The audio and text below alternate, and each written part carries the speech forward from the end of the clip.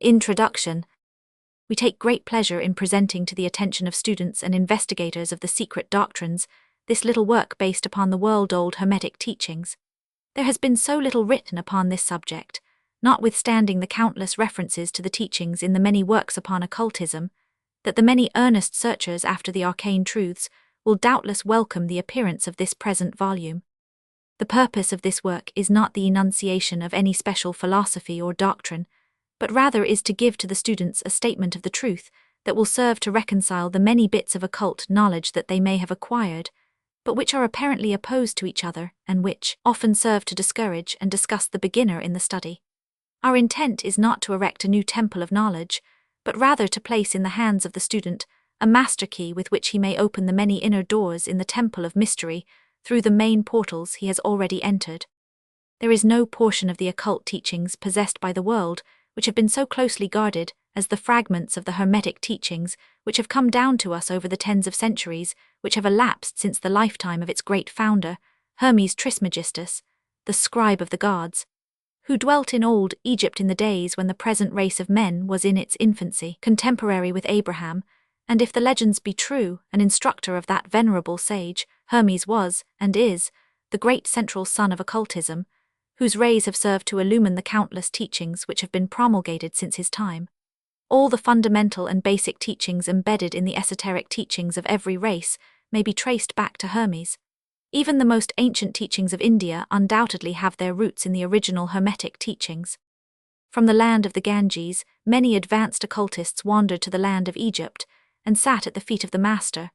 From him they obtained the master key which explained and reconciled their divergent views, and thus the secret doctrine was firmly established. From other lands also came the learned ones, all of whom regarded Hermes as the master of masters, and his influence was so great that in spite of the many wanderings from the path on the part of the centuries of teachers in these different lands, there may still be found a certain basic resemblance and correspondence which underlies the many and often quite divergent theories entertained and taught by the occultists of these different lands today.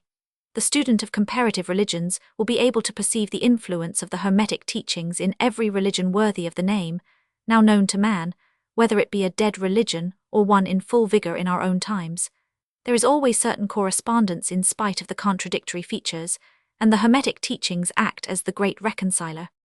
The lifework of Hermes seems to have been in the direction of planting the great seed truth which has grown and blossomed in so many strange forms, rather than to establish a school of philosophy which would dominate the world's thought. But nevertheless, the original truths taught by him have been kept intact in their original purity by a few men each age, who, refusing great numbers of half-developed students and followers, followed the Hermetic custom and reserved their truth for the few who were ready to comprehend and master it.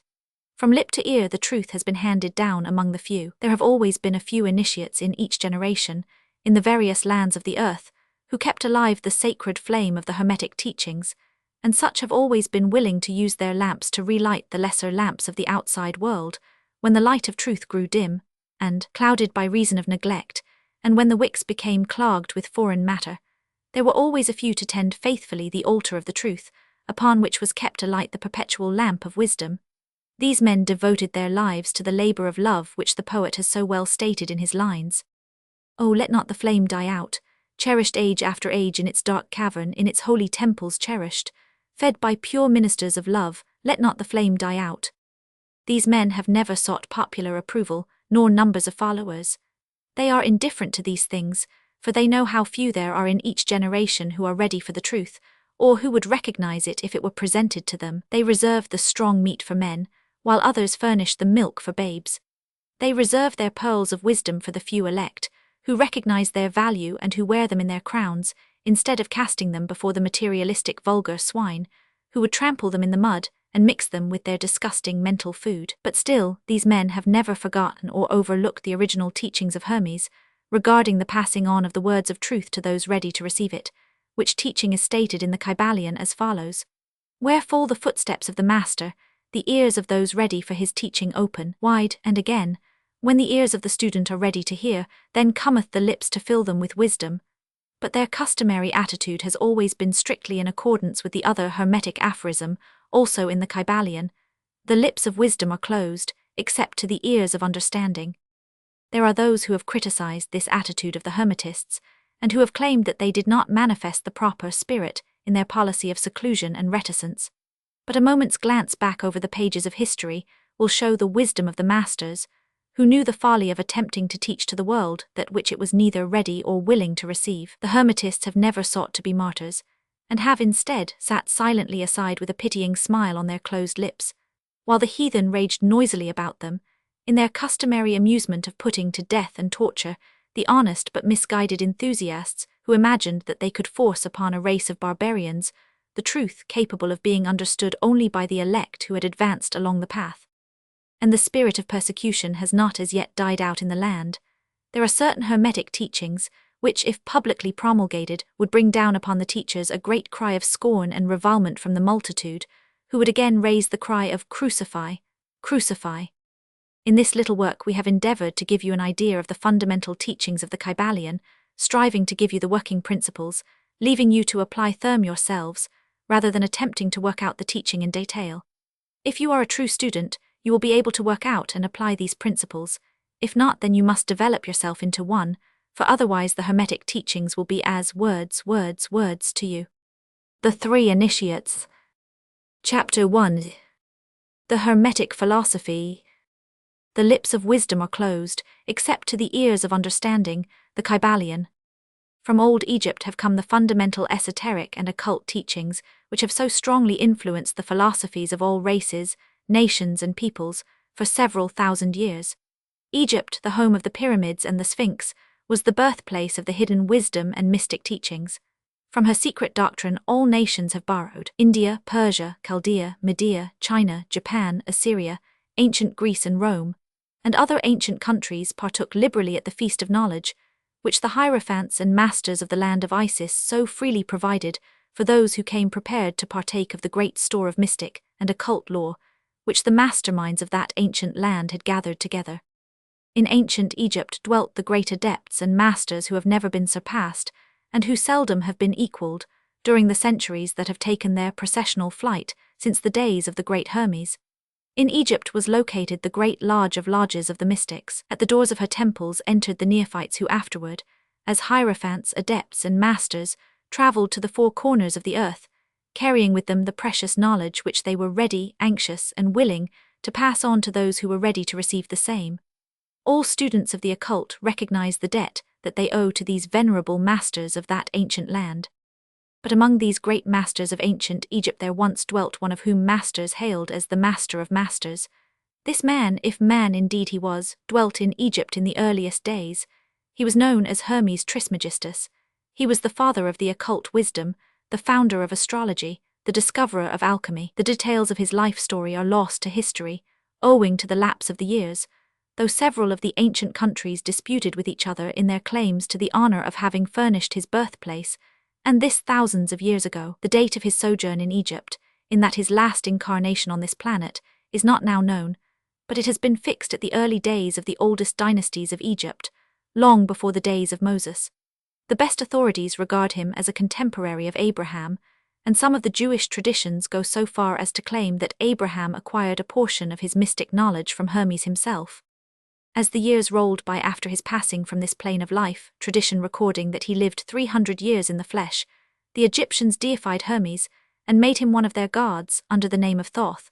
Years after, the people of ancient Greece also made him one of their many gods, calling him Hermes, the god of wisdom. The Egyptians revered his memory for many centuries, yes, tens of centuries, calling him the scribe of the gods, and bestowing upon him distinctively his ancient title Trismegistus, which means the thrice great, the great, the greatest great, etc.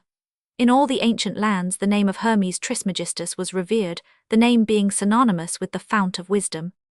Even to this day, we use the term hermetic in the sense of secret, sealed so that nothing can escape, etc., and this by reason of the fact that the followers of Hermes always observed the principle of secrecy in their teachings. They did not believe in casting pearls before swine, but rather held to the teaching milk for babes, meat for strong men, both of which maxims are familiar to readers of the Christian scriptures, but both of which had been used by the Egyptians for centuries before the Christian era. And this policy of careful dissemination of the truth has always characterized the Hermetics, even unto the present day. The Hermetic teachings are to be found in all lands, among all religions, but never identified with any particular country, nor with any particular religious sect. This because of the warning of the ancient teachers against allowing the secret doctrine to become crystallized into a creed. The wisdom of this caution is apparent to all students of history. The ancient occultism of India and Persia degenerated, and was largely lost, owing to the fact that the teachers became priests, and so mixed theology with the philosophy, the result being that the occultism of India and Persia has been gradually lost amidst the mass of religious superstition, cults, creeds, and gods. So it was with ancient Greece and Rome, so it was with the Hermetic teachings of the Gnostics and early Christians, which were lost at the time of Constantine, whose iron hand smothered philosophy with the blanket of theology, losing to the Christian Church that which was its very essence and spirit, and causing it to grope throughout several centuries before it found the way back to its ancient faith, the indications apparent to all careful observers in this 20th century being that the Church is now struggling to get back to its ancient mystic teachings. But there were always a few faithful souls who kept alive the flame, tending it carefully and not allowing its light to become extinguished. And thanks to these staunch hearts and fearless minds, we have the truth still with us. But it is not found in books to any great extent. It has been passed along from master to student, from initiate to hierophant, from lip to ear. When it was written down at all, its meaning was veiled in terms of alchemy and astrology, so that only those possessing the key could read it aright. This was made necessary in order to avoid the persecutions of the theologians of the Middle Ages, who fought the secret doctrine with fire and sword, stake, gibbet and cross. Even to this day there will be found but few reliable books on the Hermetic philosophy, although there are countless references to it in many books written on various phases of occultism. And yet, the Hermetic philosophy is the only master key which will open all the doors of the occult teachings. In the early days there was a compilation of certain basic Hermetic doctrines, passed on from teacher to student, which was known as the Kybalion, the exact significance and meaning of the term having been lost for several centuries.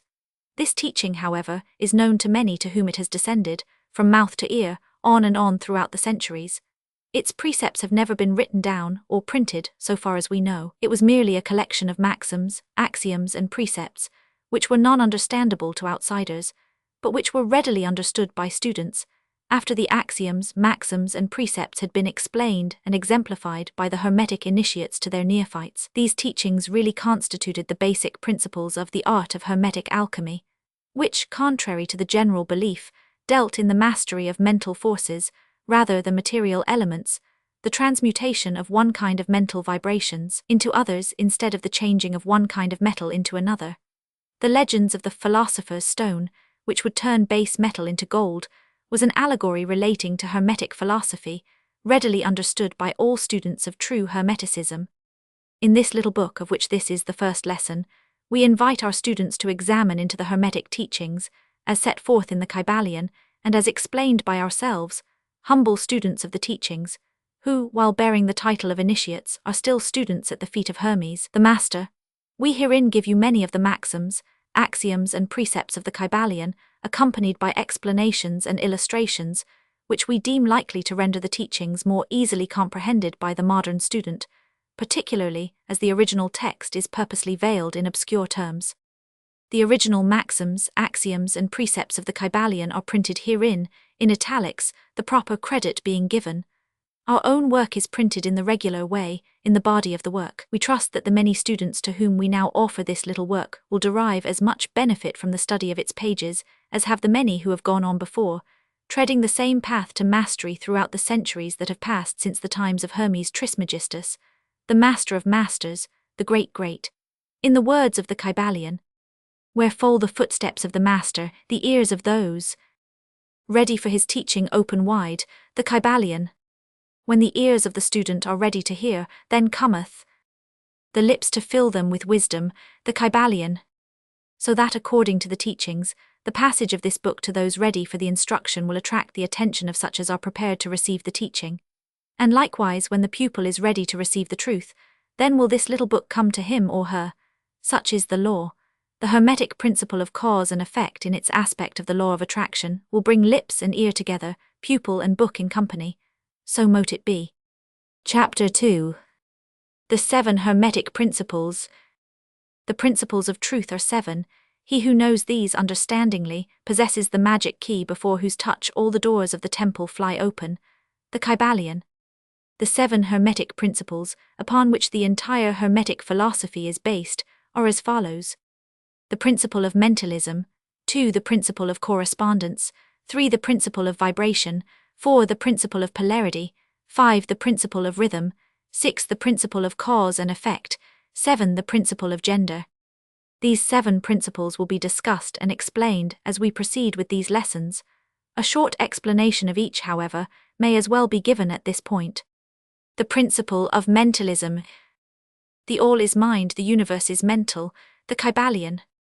This principle embodies the truth that all is mind. It explains that the all, which is the substantial reality underlying all the outward manifestations and appearances which we know under the terms of the material universe, the phenomena of life, matter, energy, and in short, all that is apparent to our material senses, is spirit, which in itself is unknowable and undefinable, but which may be considered and thought of as an universal, infinite, living mind.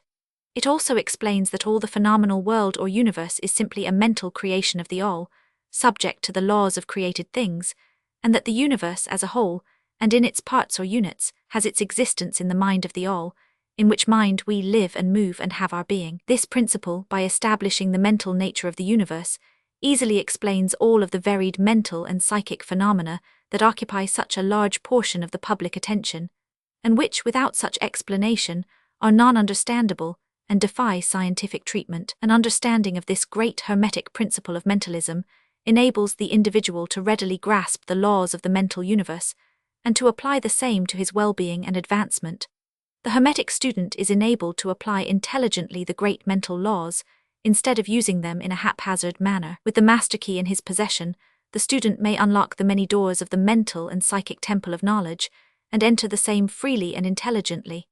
This principle explains the true nature of energy, power, and matter, and why and how all these are subordinate to the mastery of mind. One of the old Hermetic masters wrote, long ages ago, "He who grasps the truth of the mental nature of the universe is well advanced on the path to mastery." And these words are as true today as at the time they were first written. Without this master key, mastery is impossible, and the student knocks in vain at the many doors of the temple. The Principle of Correspondence. As above so below, as below so above, the Kybalion. This principle embodies the truth that there is always a correspondence between the laws and phenomena of the various planes of being and life. The old Hermetic axiom ran in these words: as above so below, as below so above, and the grasping of this principle gives one the means of solving many a dark paradox and hidden secret of nature. There are planes beyond our knowing, but when we apply the principle of correspondence to them, we are able to understand much that would otherwise be unknowable to us. This principle is of universal application and manifestation on the various planes of the material, mental, and spiritual universe. It is an universal law. The ancient Hermetists considered this principle as one of the most important mental instruments by which man was able to pry aside the obstacles which hid from view the unknown. Its use even tore aside the veil of Isis to the extent that a glimpse of the face of the goddess might be caught. Just as a knowledge of the principles of geometry enables man to measure distant suns and their movements while seated in his observatory, so a knowledge of the principle of correspondence enables man to reason intelligently from the known to the unknown. Studying the monad, he understands the archangel. The Principle of Vibration. Nothing rests, everything moves, everything vibrates. The Kybalions. This principle embodies the truth that everything is in motion, everything vibrates, nothing is at rest, facts which modern science endorses and which each new scientific discovery tends to verify. And yet this Hermetic principle was enunciated thousands of years ago by the masters of ancient Egypt. This principle explains that the differences between different manifestations of matter, energy, mind, and even spirit result largely from varying rates of vibration. From the all, which is pure spirit, down to the grossest form of matter, all is in vibration. The higher the vibration, the higher the position in the scale. The vibration of spirit is at such an infinite rate of intensity and rapidity that it is practically at rest, just as a rapidly moving wheel seems to be motionless. And at the other end of the scale, there are gross forms of matter whose vibrations are so low as to seem at rest. Between these poles, there are millions upon millions of varying degrees of vibration. From corpuscle and electron, atom and molecule, to worlds and universes, everything is in vibratory motion. This is also true on the planes of energy and force, which are but varying degrees of vibration, and also on the mental planes, whose states depend upon vibrations, and even on to the spiritual planes. An understanding of this principle, with the appropriate formulas, enables Hermetic students to control their own mental vibrations as well as those of others. The masters also apply this principle to the conquering of natural phenomena in various ways. He who understands the principle of vibration has grasped the scepter of power, says one of the old writers. The principle of polarity. Everything is dual, everything has poles, everything has its pair of opposites, like and unlike are the same. Opposites are identical in nature but different in degree, extremes meet, all truths are but half-truths, all paradoxes may be reconciled. The Kybalion. This principle embodies the truth that everything is dual, everything has two poles, everything has its pair of opposites, all of which were old Hermetic axioms. It explains the old paradoxes that have perplexed so many, which have been stated as follows. Thesis and antithesis are identical in nature but different in degree. Opposites are the same, differing only in degree. The pairs of opposites may be reconciled. Extremes meet. Everything is and isn't at the same time. All truths are but half-truths. Every truth is half false. There are two sides to everything, etc., etc., etc. It explains that in everything there are two poles or opposite aspects, and that opposites are really only the two extremes of the same thing, with many varying degrees between them. To illustrate, heat and cold, although opposites, are really the same thing, the differences consisting merely of degrees of the same thing. Look at your thermometer and see if you can discover where heat terminates and cold begins. There is no such thing as absolute heat or absolute cold. The two terms heat and cold simply indicate varying degrees of the same thing, and that same thing which manifests as heat and cold is merely a form, variety, and rate of vibration. So heat and cold are simply the two poles of that which we call heat, and the phenomena attendant thereupon are manifestations of the principle of polarity. The same principle manifests in the case of light and darkness, which are the same thing, the difference consisting of varying degrees between the two poles of the phenomena. Where does darkness leave off and light begin? What is the difference between large and small, between hard and soft, between black and white, between sharp and dull, between noise and quiet, between high and low, between positive and negative? The principle of polarity explains these paradoxes, and no other principle can supersede it. The same principle operates on the mental plane. Let us take a radical and extreme example, that of love and hate, two mental states apparently totally different, and yet there are degrees of hate and degrees of love, and a middle point in which we use the terms like or dislike, which shade into each other so gradually that sometimes we are at a loss to know whether we like or dislike, or neither. And all are simply degrees of the same thing, as you will see if you will but think a moment. And more than this, and considered of more importance by the Hermetists, it is possible to change the vibrations of hate to the vibrations of love, in one's own mind, and in the minds of others.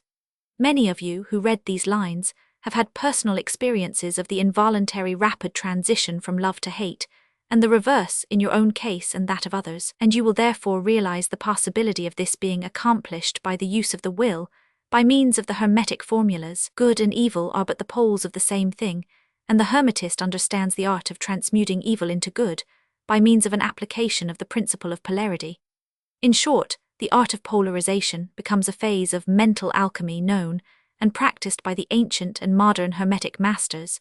An understanding of the principle will enable one to change his own polarity, as well as that of others, if he will devote the time and study necessary to master the art. The principle of rhythm. Everything flows out and in, everything has its tides, all things rise and fall, the pendulum swing manifests in everything. The measure of the swing to the right is the measure of the swing to the left. Rhythm compensates. The Kybalion. This principle embodies the truth that in everything there is manifested a measured motion, to and fro, a flow and inflow, a swing backward and forward, a pendulum-like movement, a tide-like ebb and flow, a high tide and low tide, between the two poles which exist in accordance with the principle of polarity described a moment ago. There is always an action and a reaction, an advance and a retreat, a rising and a sinking. This is in the affairs of the universe, suns, worlds, men, animals, mind, energy, and matter. This law is manifest in the creation and destruction of worlds, in the rise and fall of nations, in the life of all things, and finally in the mental states of man, and it is with this latter that the Hermetists find the understanding of the principle most important. The Hermetists have grasped this principle, finding its universal application, and have also discovered certain means to overcome its effects in themselves by the use of the appropriate formulas and methods. They apply the mental law of neutralization. They cannot annul the principle or cause it to cease its operation, but they have learned how to escape its effects upon themselves to a certain degree depending upon the mastery of the principle. They have learned how to use it instead of being used by it. In this and similar methods consists the art of the Hermetists. The master of Hermetics polarizes himself at the point at which he desires to rest, and then neutralizes the rhythmic swing of the pendulum, which would tend to carry him to the other pole. All individuals who have attained any degree of self-mastery do this to a certain degree, more or less unconsciously. But the master does this consciously, and by the use of his will, and attains a degree of poise and mental firmness almost impossible of belief on the part of the masses who are swung backward and forward like a pendulum. This principle and that of polarity have been closely studied by the Hermetists, and the methods of counteracting, neutralizing, and using them form an important part of the Hermetic mental alchemy. The principle of cause and effect. Every cause has its effect, every effect has its cause, everything happens according to law. Chance is but a name for law not recognized. There are many planes of causation, but nothing escapes the law. The Kybalion. This principle embodies the fact that there is a cause for every effect, an effect from every cause. It explains that everything happens according to law, that nothing ever merely happens, that there is no such thing as chance, that while there are various planes of cause and effect, the higher dominating the lower planes, still nothing ever entirely escapes the law. The Hermetists understand the art and methods of rising above the ordinary plane of cause and effect to a certain degree, and by mentally rising to a higher plane they become causers instead of effects. The masses of people are carried along, obedient to environment, the wills and desires of others stronger than themselves, heredity, suggestion, and other outward causes moving them about like pawns on the chessboard of life. But the masters, rising to the plane above, dominate their moods, characters, qualities, and powers, as well as the environment surrounding them, and become movers instead of pawns. They help to play the game of life, instead of being played and moved about by other wills and environment. They use the principle instead of being its tools. The masters obey the causation of the higher planes, but they help to rule on their own plane. In this statement there is condensed a wealth of Hermetic knowledge. Let him read who can. The principle of gender. Gender is in everything. Everything has its masculine and feminine principles. Gender manifests on all planes. The Kybalion. This principle embodies the truth that there is gender manifested in everything, the masculine and feminine principles ever at work. This is true not only of the physical plane, but of the mental and even the spiritual planes.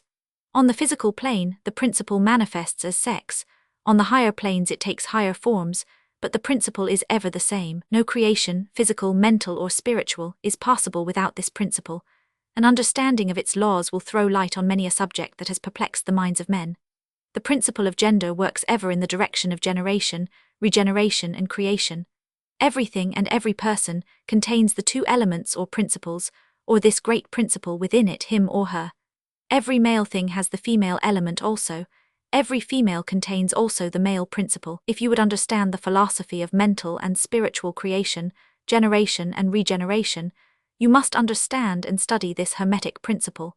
It contains the solution of many mysteries of life. We caution you that this principle has no reference to the many base, pernicious and degrading lustful theories, teachings and practices, which are taught under fanciful titles, and which are a prostitution of the great natural principle of gender. Such base revivals of the ancient infamous forms of phallicism tend to ruin mind, body and soul, and the Hermetic philosophy has ever sounded the warning note against these degraded teachings which tend toward lust, licentiousness and perversion of nature's principles. If you seek such teachings, you must go elsewhere for them. Hermeticism contains nothing for you along these lines. To the pure, all things are pure. To the base, all things are base. Chapter 3. Mental transmutation. Mind as well as metals and elements may be transmuted from state to state, degree to degree, condition to condition, pole to pole, vibration to vibration. True Hermetic transmutation is a mental art. The Kybalion. As we have stated, the Hermetists were the original alchemists, astrologers and psychologists. Hermes having been the founder of these schools of thought.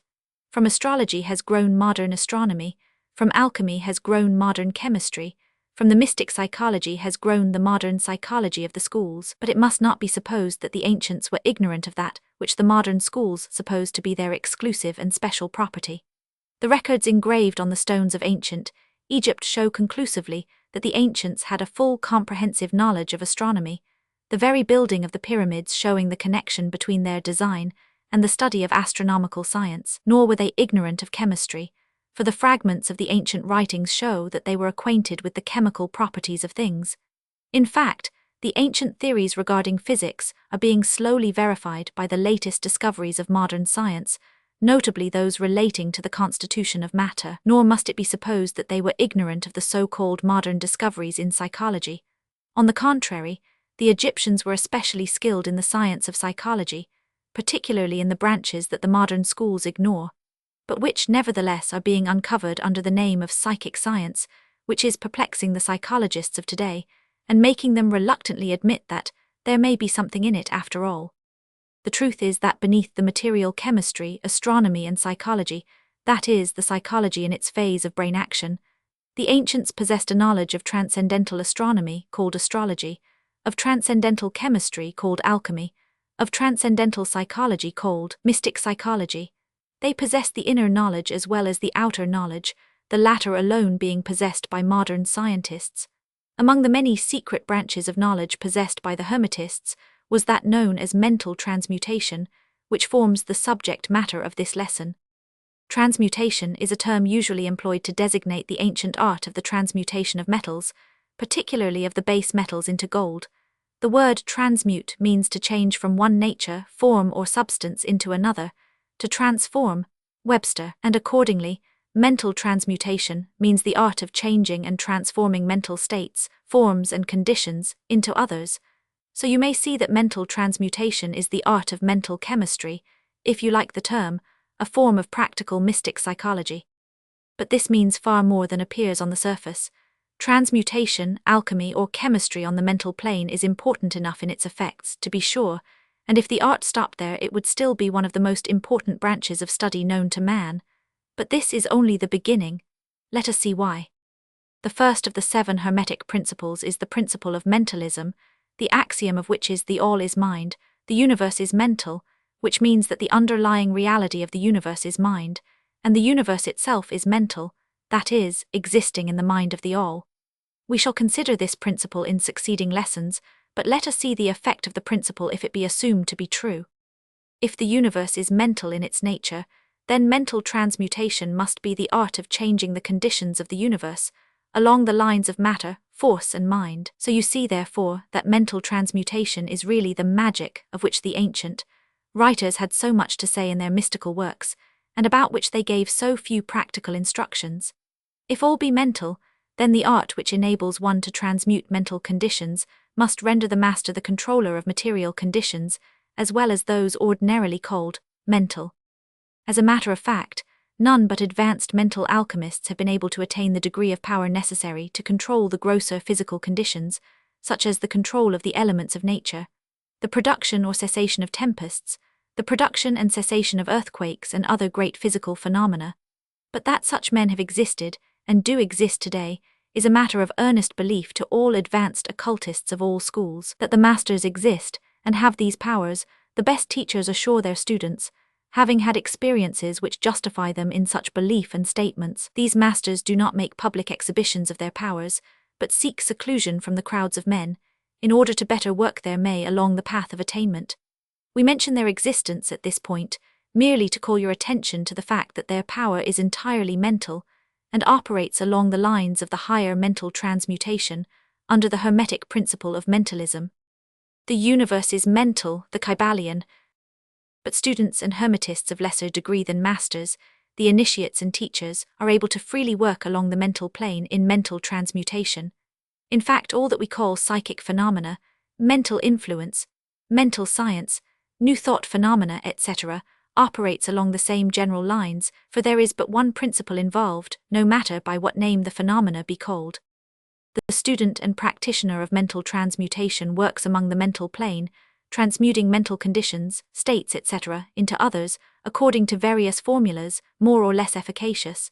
The various treatments, affirmations, denials, etc., of the schools of mental science are but formulas, often quite imperfect and unscientific, of the Hermetic art.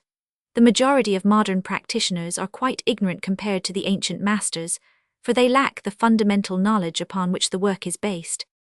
Not only may the mental states, etc., of one's self be changed or transmuted by Hermetic methods, but also the states of others may be, and are constantly transmuted in the same way, usually unconsciously, but often consciously by some understanding the laws and principles, in cases where the people affected are not informed of the principles of self-protection. And more than this, as many students and practitioners of modern mental science know, every material condition depending upon the minds of other people may be changed or transmuted in accordance with the earnest desire, will, and treatments of person desiring changed conditions of life. The public are so generally informed regarding these things at present that we do not deem it necessary to mention the same at length, our purpose at this point being merely to show the Hermetic principle and art underlying all of these various forms of practice, good and evil, for the force can be used in opposite directions according to the Hermetic principles of polarity. In this little book we shall state the basic principles of mental transmutation, that all who read may grasp the underlying principles, and thus possess the master key that will unlock the many doors of the Principle of Polarity. We shall now proceed to a consideration of the first of the Hermetic 7 principles, the Principle of Mentalism, in which is explained the truth that the all is mind, the universe is mental, in the words of the Kybalion. We ask the close attention and careful study of this great principle on the part of our students, for it is really the basic principle of the whole Hermetic philosophy and of the Hermetic art of mental transmutation. Chapter 4. The all, under and back of the universe of time, space, and change, is ever to be found the substantial reality, the fundamental truth, the Kybalion. Substance means that which underlies all outward manifestations, the essence, the essential reality, the thing in itself, etc. Substantial means actually existing, being the essential element, being real, etc. Reality means the state of being real, true, enduring, valid, fixed, permanent, actual, etc. Under and behind all outward appearances or manifestations, there must always be a substantial reality. This is the law. Man, considering the universe of which he is a unit, sees nothing but change in matter, forces, and mental states. He sees that nothing really is, but that everything is becoming and changing. Nothing stands still, everything is being born, growing, dying.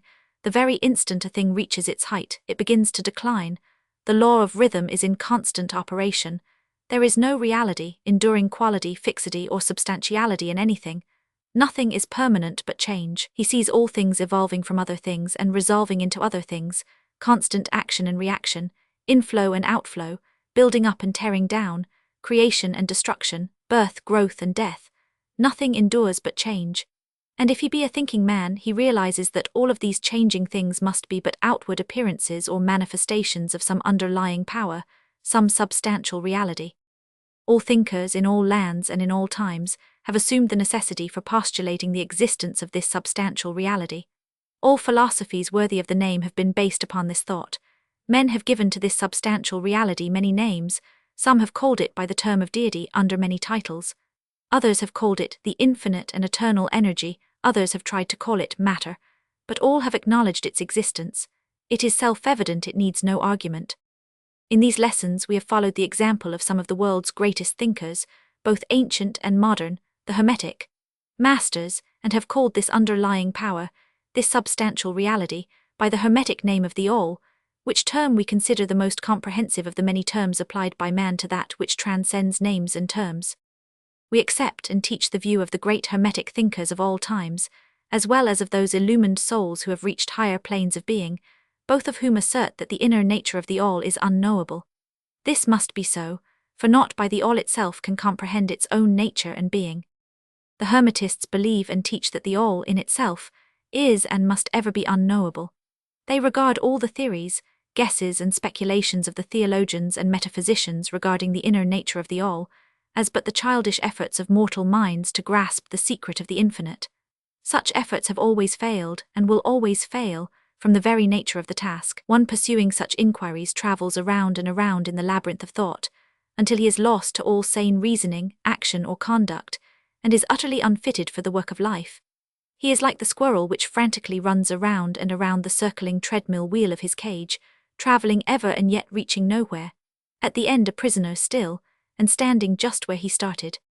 And still more presumptuous are those who attempt to ascribe to the all the personality, qualities, properties, characteristics and attributes of themselves, ascribing to the all the human emotions, feelings and characteristics, even down to the pettiest qualities of mankind, such as jealousy, susceptibility to flattery and praise, desire for offerings and worship, and all the other survivals from the days of the childhood of the race. Such ideas are not worthy of grown men and women, and are rapidly being discarded. At this point, it may be proper for me to state that we make a distinction between religion and theology, between philosophy and metaphysics. Religion, to us, means that intuitional realization of the existence of the all, and one's relationship to it, while theology means the attempts of men to ascribe personality, qualities, and characteristics to it, their theories regarding its affairs, will, desires, plans, and designs, and their assumption of the office of middlemen between the all and the people. Philosophy, to us, means the inquiry after knowledge of things knowable and thinkable, while metaphysics means the attempt to carry the inquiry over and beyond the boundaries and into regions unknowable and unthinkable, and with the same tendency as that of theology. And consequently, both religion and philosophy mean to us things having roots in reality, while theology and metaphysics seem like broken reeds, rooted in the quicksands of ignorance, and affording naught but the most insecure support for the mind or soul of man. We do not insist upon our students accepting these definitions, we mention them merely to show our position. At any rate, you shall hear very little about theology and metaphysics in these lessons. But while the essential nature of the all is unknowable, there are certain truths connected with its existence which the human mind finds itself compelled to accept, and an examination of these reports form a proper subject of inquiry, particularly as they agree with the reports of the illumined on higher planes. And to this inquiry we now invite you. That which is the fundamental truth, the substantial reality, is beyond true naming, but the wise men call it the all, the Kybalion. In its essence the all is unknowable, the Kybalion. But the report of reason must be hospitably received and treated with respect, the Kybalion. The human reason, whose reports we must accept so long as we think it all, informs us as follows regarding the all, and that without attempting to remove the veil of the unknowable. The all being infinite, absolute, eternal and unchangeable, it must follow that anything finite, changeable, fleeting and conditioned cannot be the all, and as there is nothing outside of the all in reality, then any and all such finite things must be as nothing in reality. Now do not become befogged nor frightened, we are not trying to lead you into the Christian Science field under cover of Hermetic philosophy. There is a reconciliation of this apparently contradictory state of affairs. Be patient, we will reach it in time. We see around us that which is called matter, which forms the physical foundation for all forms. Is the all merely matter? Not at all. Matter cannot manifest life or mind, and as life and mind are manifested in the universe, the all cannot be matter, for nothing rises higher than its own source. Nothing is ever manifested in an effect that is not in the cause. Nothing is evolved as a consequent that is not involved as an antecedent. And then modern science informs us that there is really no such thing as matter, that what we call matter is merely interrupted energy or force, that is, energy or force at a low rate of vibration. As a recent writer has said, matter has melted into mystery. Even material science has abandoned the theory of matter and now rests on the basis of energy. Then is the all mere energy or force, not energy or force as the materialists use the terms, for their energy and force are blind, mechanical things, devoid of life or mind. Life and mind can never evolve from blind energy or force, for the reason given a moment ago. Nothing can rise higher than its source, nothing is evolved unless it is involved, nothing manifests in the effect unless it is in the cause, and so the all cannot be mere energy or force, for if it were, then there would be no such things as life and mind in existence, and we know better than that. For we are alive and using mind to consider this very question, and so are those who claim that energy or force is everything. What is there then higher than matter or energy that we know to be existent in the universe? Life and mind in all their varying degrees of unfoldment. Then, you ask, do you mean to tell us that the all is life and mind? Yes and no is our answer. If you mean life and mind as we poor petty mortals know them, we say no, the all is not that. But what kind of life and mind do you mean? You ask. The answer is living mind, as far above that which mortals know by those words, as life and mind are higher than mechanical forces, or matter, infinite living mind as compared to finite life and mind. We mean that which the illumined souls mean when they reverently pronounce the word spirit. The all is infinite living mind, the illumined call it spirit. Chapter 5. The Mental Universe. The universe is mental, held in the mind of the all, the Kybalions. The all is spirit, but what is spirit? This question cannot be answered, for the reason that its definition is practically that of the all, which cannot be explained or defined. Spirit is simply a name that men give to the highest conception of infinite living mind. It means the real essence. It means living mind, as much superior to life and mind as we know them, as the latter are superior to mechanical energy and matter. Spirit transcends our understanding, and we use the term merely that we may think or speak of the all. For the purposes of thought and understanding, we are justified in thinking of spirit as infinite living mind, at the same time acknowledging that we cannot fully understand it. We must either do this or stop thinking of the matter at all. Let us now proceed to a consideration of the nature of the universe as a whole and in its parts. What is the universe? We have seen that there can be nothing outside of the all. Then is the universe the all? No, this cannot be, because the universe seems to be made up of many, and is constantly changing, and in other ways it does not measure up to the ideas that we are compelled to accept regarding the all, as stated in our last lesson. Then if the universe be not the all, then it must be nothing. Such is the inevitable conclusion of the mind at first thought. But this will not satisfy the question, for we are sensible of the existence of the universe. Then if the universe is neither the all nor nothing, what can it be? Let us examine this question. If the universe exists at all, or seems to exist, it must proceed in some way from the all. It must be a creation of the all. But as something can never come from nothing, from what could the all have created it? Some philosophers have answered this question by saying that the all created the universe from itself, that is, from the being and substance of the all. But this will not do, for the all cannot be subtracted from, nor divided as we have seen, and then again if this be so, would not each particle in the universe be aware of its being the all?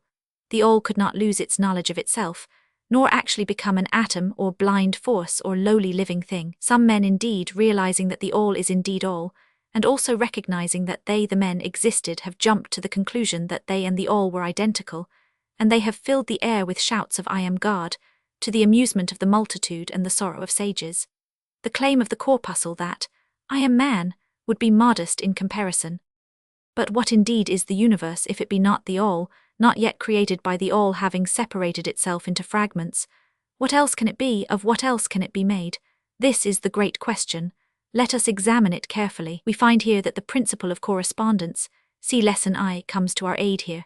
The old Hermetic axiom, as above so below, may be pressed into service at this point.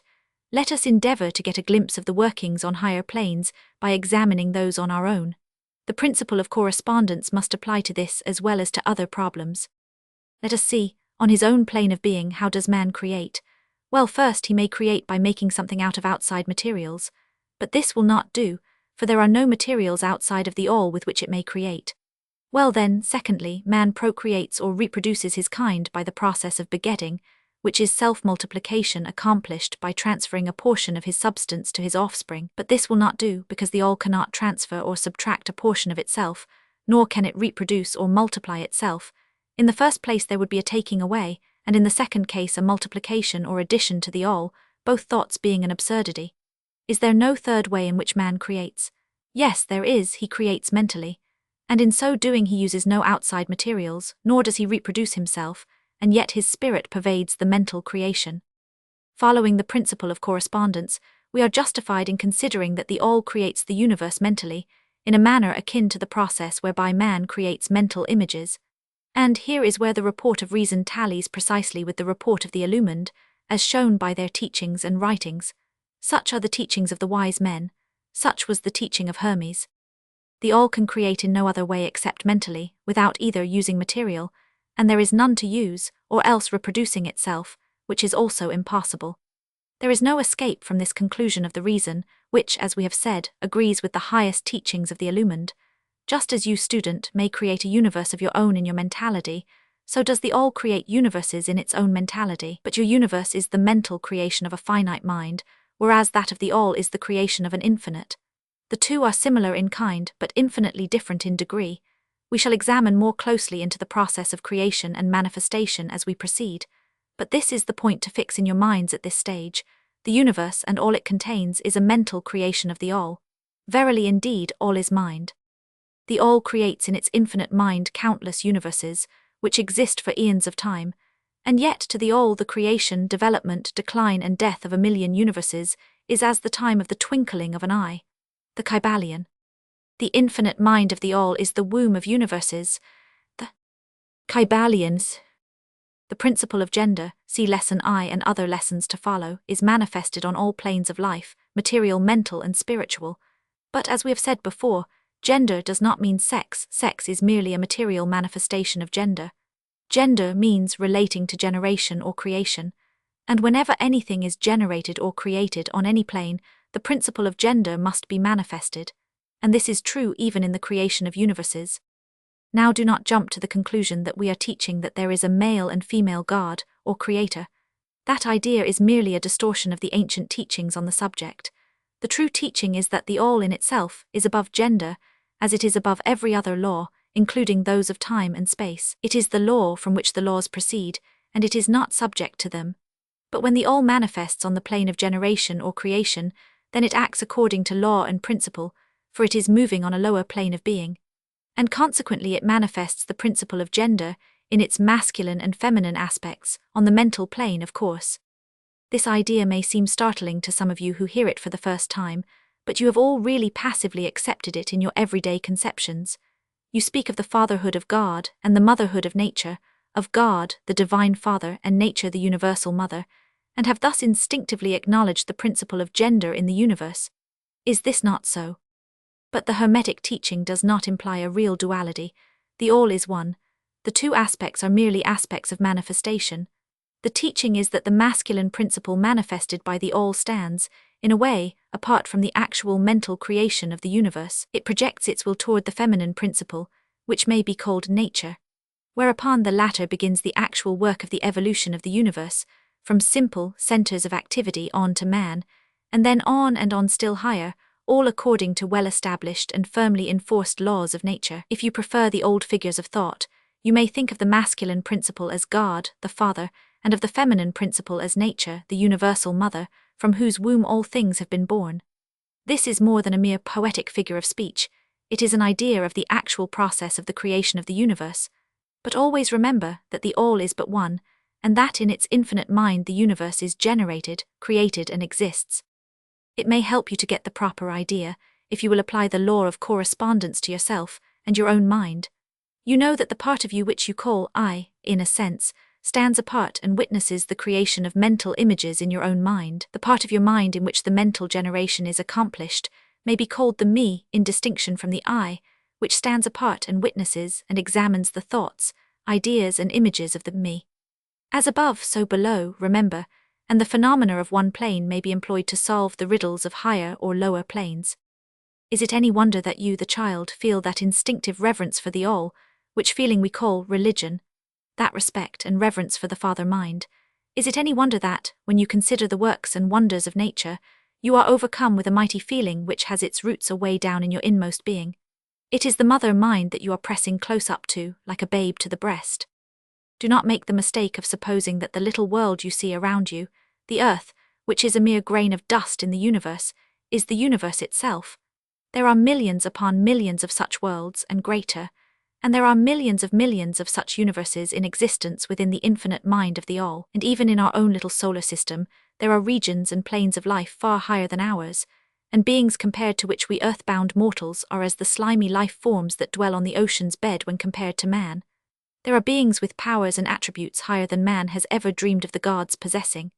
And yet these beings were once as you, and still lower, and you will be even as they, and still higher in time, for such is the destiny of man as reported by the illumined. And death is not real, even in the relative sense, it is but birth to a new life, and you shall go on and on and on to higher and still higher planes of life, for eons upon eons of time. The universe is your home, and you shall explore its farthest recesses before the end of time. You are dwelling in the infinite mind of the all, and your possibilities and opportunities are infinite, both in time and space. And at the end of the grand cycle of eons, when the all shall draw back into itself all of its creations, you will go gladly, for you will then be able to know the whole truth of being at one with the all. Such is the report of the illumined, those who have advanced well along the path. And in the meantime, rest calm and serene. You are safe and protected by the infinite power of the Father-Mother mind. Within the Father-Mother mind, mortal children are at home, the Kybalions.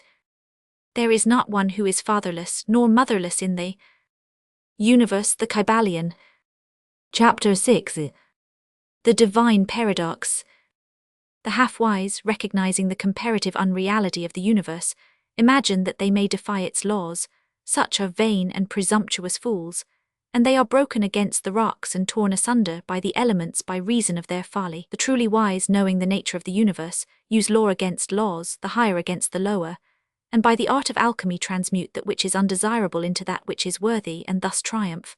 Mastery consists not in abnormal dreams, visions, and fantastic imaginings or living, but in using the higher forces against the lower, escaping the pains of the lower planes by vibrating on the higher. Transmutation, not presumptuous denial, is the weapon of the master, the Kybalion. This is the paradox of the universe, resulting from the principle of polarity which manifests when the all begins to create. Hearken to it, for it points the difference between half-wisdom and wisdom, while to the infinite all, the universe, its laws, its powers, its life, its phenomena, are as things witnessed in the state of meditation or dream. Yet to all that is finite, the universe must be treated as real, and life and action and thought must be based thereupon accordingly, although with an ever-understanding of the higher truth, each according to its own plane and laws. Were the all to imagine that the universe were indeed reality, then woe to the universe, for there would be then no escape from lower to higher, divineward. Then would the universe become a fixity and progress would become impossible. And if man, owing to half-wisdom, acts and lives and thinks of the universe as merely a dream, akin to his own finite dreams, then indeed does it so become for him, and like a sleepwalker he stumbles ever around and around in a circle, making no progress, and being forced into an awakening at last by his falling bruised and bleeding over the natural laws which he ignored. Keep your mind ever on the star, but let your eyes watch over your footsteps, lest you fall into the mire by reason of your upward gaze. Remember the divine paradox, that while the universe is not, still it is. Remember ever the two poles of truth, the absolute and the relative. Beware of half-truths. What Hermetists know as the law of paradox is an aspect of the principle of polarity. The Hermetic writings are filled with references to the appearance of the paradox in the consideration of the problems of life and being. The teachers are constantly warning their students against the error of omitting the other side of any question, and their warnings are particularly directed to the problems of the absolute and the relative, which perplex all students of philosophy, and which cause so many to think and act contrary to what is generally known as common sense. And we caution all students to be sure to grasp the divine paradox of the absolute and relative, lest they become entangled in the mire of the half-truth. With this in view, this particular lesson has been written. Read it carefully. The first thought that comes to the thinking man after he realizes the truth that the universe is a mental creation of the all, is that the universe and all that it contains is a mere illusion, an unreality, against which idea his instincts revolt. But this, like all other great truths, must be considered both from the absolute and the relative points of view. From the absolute viewpoint, of course, the universe is in the nature of an illusion, a dream, a phantasmagoria, as compared to the all in itself. We recognize this even in our ordinary view, for we speak of the world as a fleeting show that comes and goes, is born and dies, for the element of impermanence and change, finiteness and unsubstantiality, must ever be connected with the idea of a created universe when it is contrasted with the idea of the all, no matter what may be our beliefs concerning the nature of both. Philosopher, metaphysician, scientist and theologian all agree upon this idea, and the thought is found in all forms of philosophical thought and religious conceptions, as well as in the theories of the respective schools of metaphysics and theology. So the Hermetic teachings do not preach the unsubstantiality of the universe in any stronger terms than those more familiar to you, although their presentation of the subject may seem somewhat more startling. Anything that has a beginning and an ending must be, in a sense, unreal and untrue, and the universe comes under the rule in all schools of thought. From the absolute point of view, there is nothing real except the all, no matter what terms we may use in thinking of or discussing the subject, whether the universe be created of matter or whether it be a mental creation in the mind of the all. It is unsubstantial, non-enduring, a thing of time, space, and change. We want you to realize this fact thoroughly before you pass judgment on the Hermetic conception of the mental nature of the universe. Think over any and all of the other conceptions and see whether this be not true of them. But the absolute point of view shows merely one side of the picture, the other side is the relative one. Absolute truth has been defined as things as the mind of God knows them, while relative truth is things as the highest reason of man understands them. And so while to the all the universe must be unreal and illusionary, a mere dream or result of meditation, nevertheless, to the finite minds forming a part of that universe, and viewing it through mortal faculties, the universe is very real indeed, and must be so considered. In recognizing the absolute view, we must not make the mistake of ignoring or denying the facts and phenomena of the universe as they present themselves to our mortal faculties. We are not the all, remember. To take familiar illustrations, we all recognize the fact that matter exists to our senses. We will fare badly if we do not, and yet, even our finite minds understand the scientific dictum that there is no such thing as matter from a scientific point of view. That which we call matter is held to be merely an aggregation of atoms, which atoms themselves are merely a grouping of units of force, called electrons or ions, vibrating and in constant circular motion. We kick a stone and we feel the impact. It seems to be real, notwithstanding that we know it to be merely what we have stated above.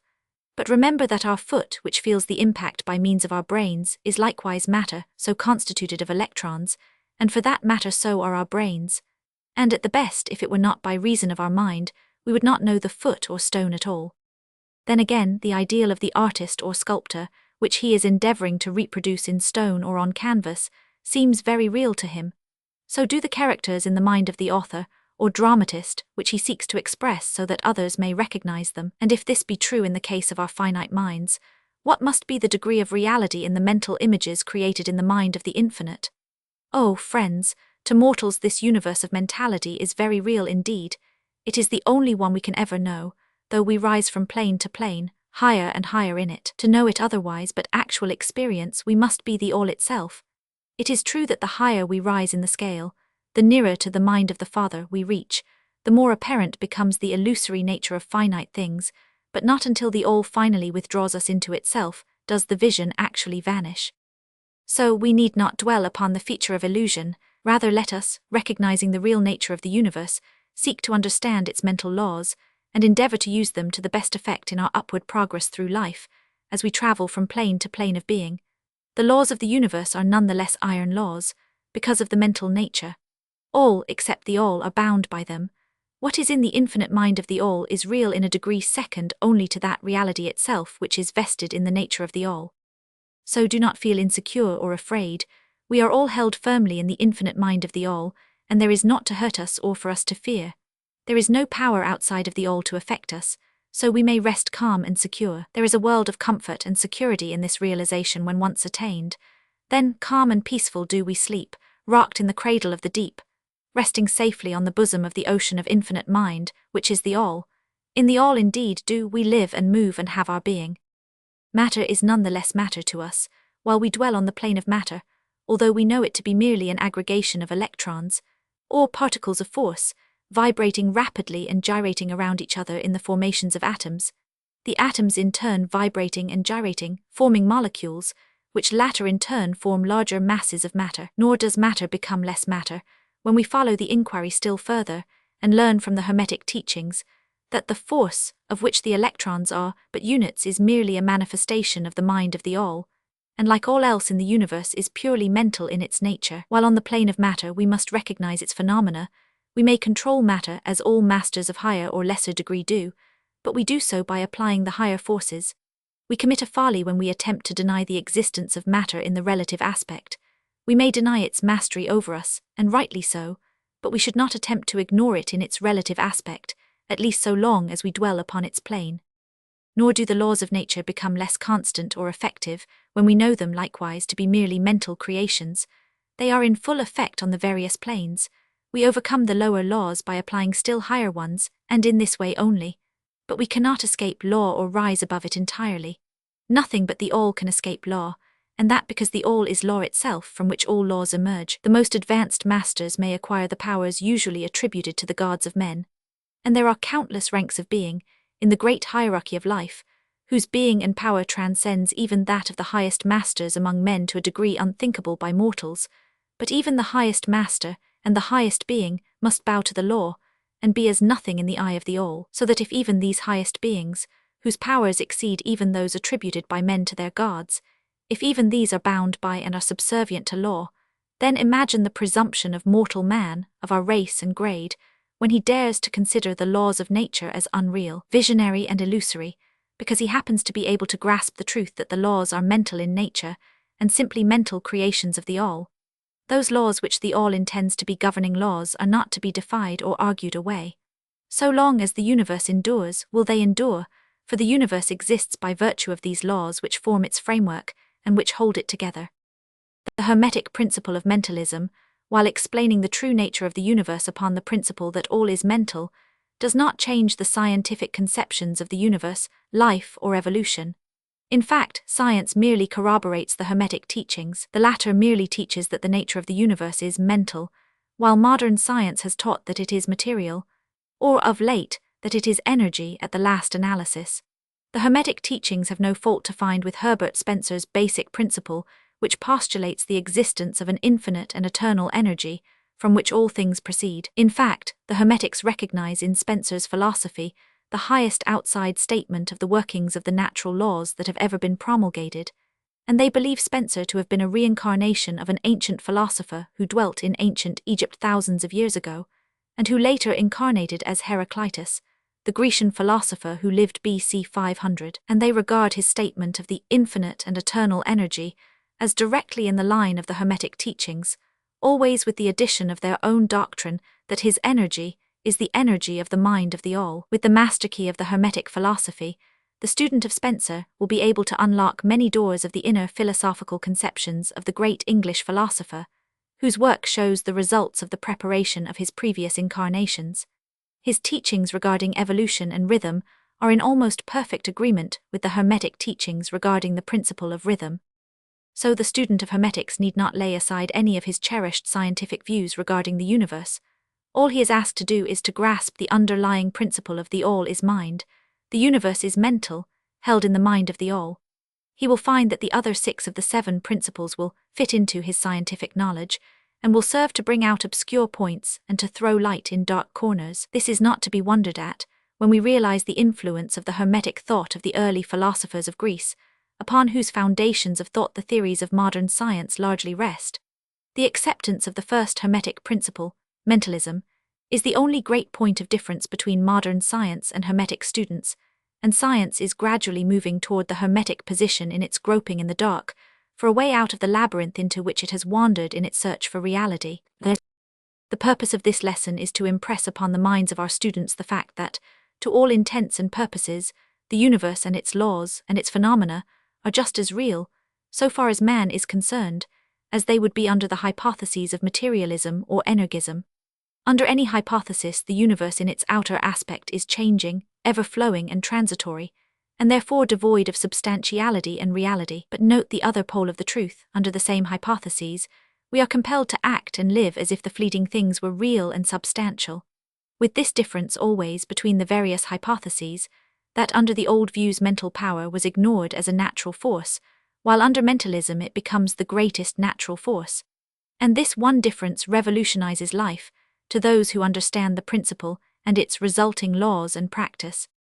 So finally, students all grasp the advantage of mentalism and learn to know, use and apply the laws resulting therefrom, but do not yield to the temptation which, as the Kybalion states, overcomes the half-wise, and which causes them to be hypnotized by the apparent unreality of things, the consequence being that they wander about like dream people dwelling in a world of dreams, ignoring the practical work and life of man, the end being that they are broken against the rocks and torn asunder by the elements, by reason of their folly. Rather follow the example of the wise, which the same authority states, use law against laws, the higher against the lower, and by the art of alchemy transmute that which is undesirable into that which is worthy, and thus triumph. Following the authority, let us avoid the half-wisdom, which is folly, which ignores the truth that, Mastery consists not in abnormal dreams, visions, and fantastic imaginings or living, but in using the higher forces against the lower, escaping the pains of the lower planes by vibrating on the higher. Remember always, student, that transmutation, not presumptuous denial, is the weapon of the master. The above quotations are from the Kybalion and are worthy of being committed to memory by the student. We do not live in a world of dreams, but in a universe which, while relative, is real so far as our lives and actions are concerned.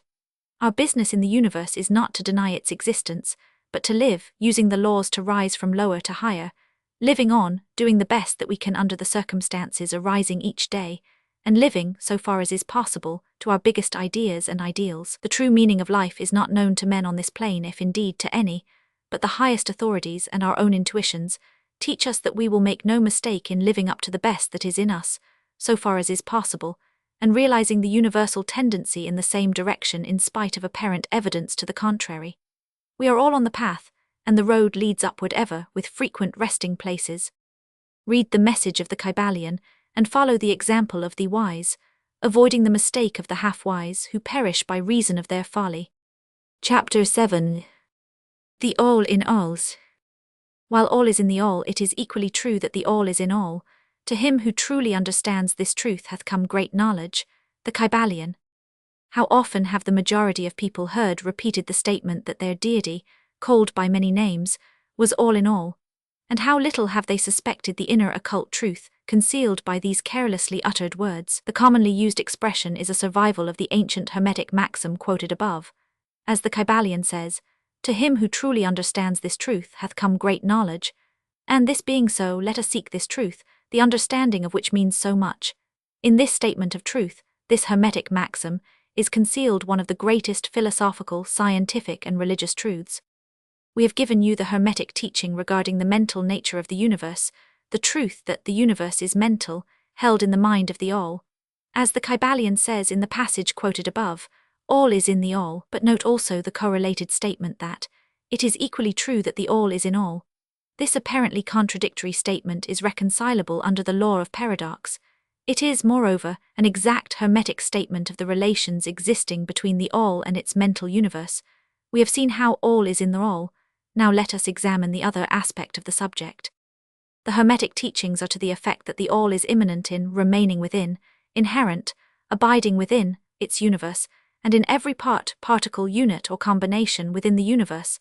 This statement is usually illustrated by the teachers by a reference to the Principle of Correspondence. The teacher instructs the student to form a mental image of something, a person, an idea, something having a mental form, the favorite example being that of the author or dramatist forming an idea of his characters, or a painter or sculptor forming an image of an ideal that he wishes to express by his art. In each case, the student will find that while the image has its existence and being solely within his own mind, yet he, the student, author, dramatist, painter, or sculptor, is in a sense immanent in, remaining within, or abiding within the mental image also.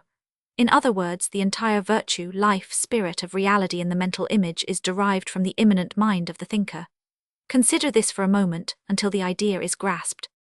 To take a modern example, let us say that Othello, Iago, Hamlet, Lear, Richard Roman III existed merely in the mind of Shakespeare at the time of their conception or creation.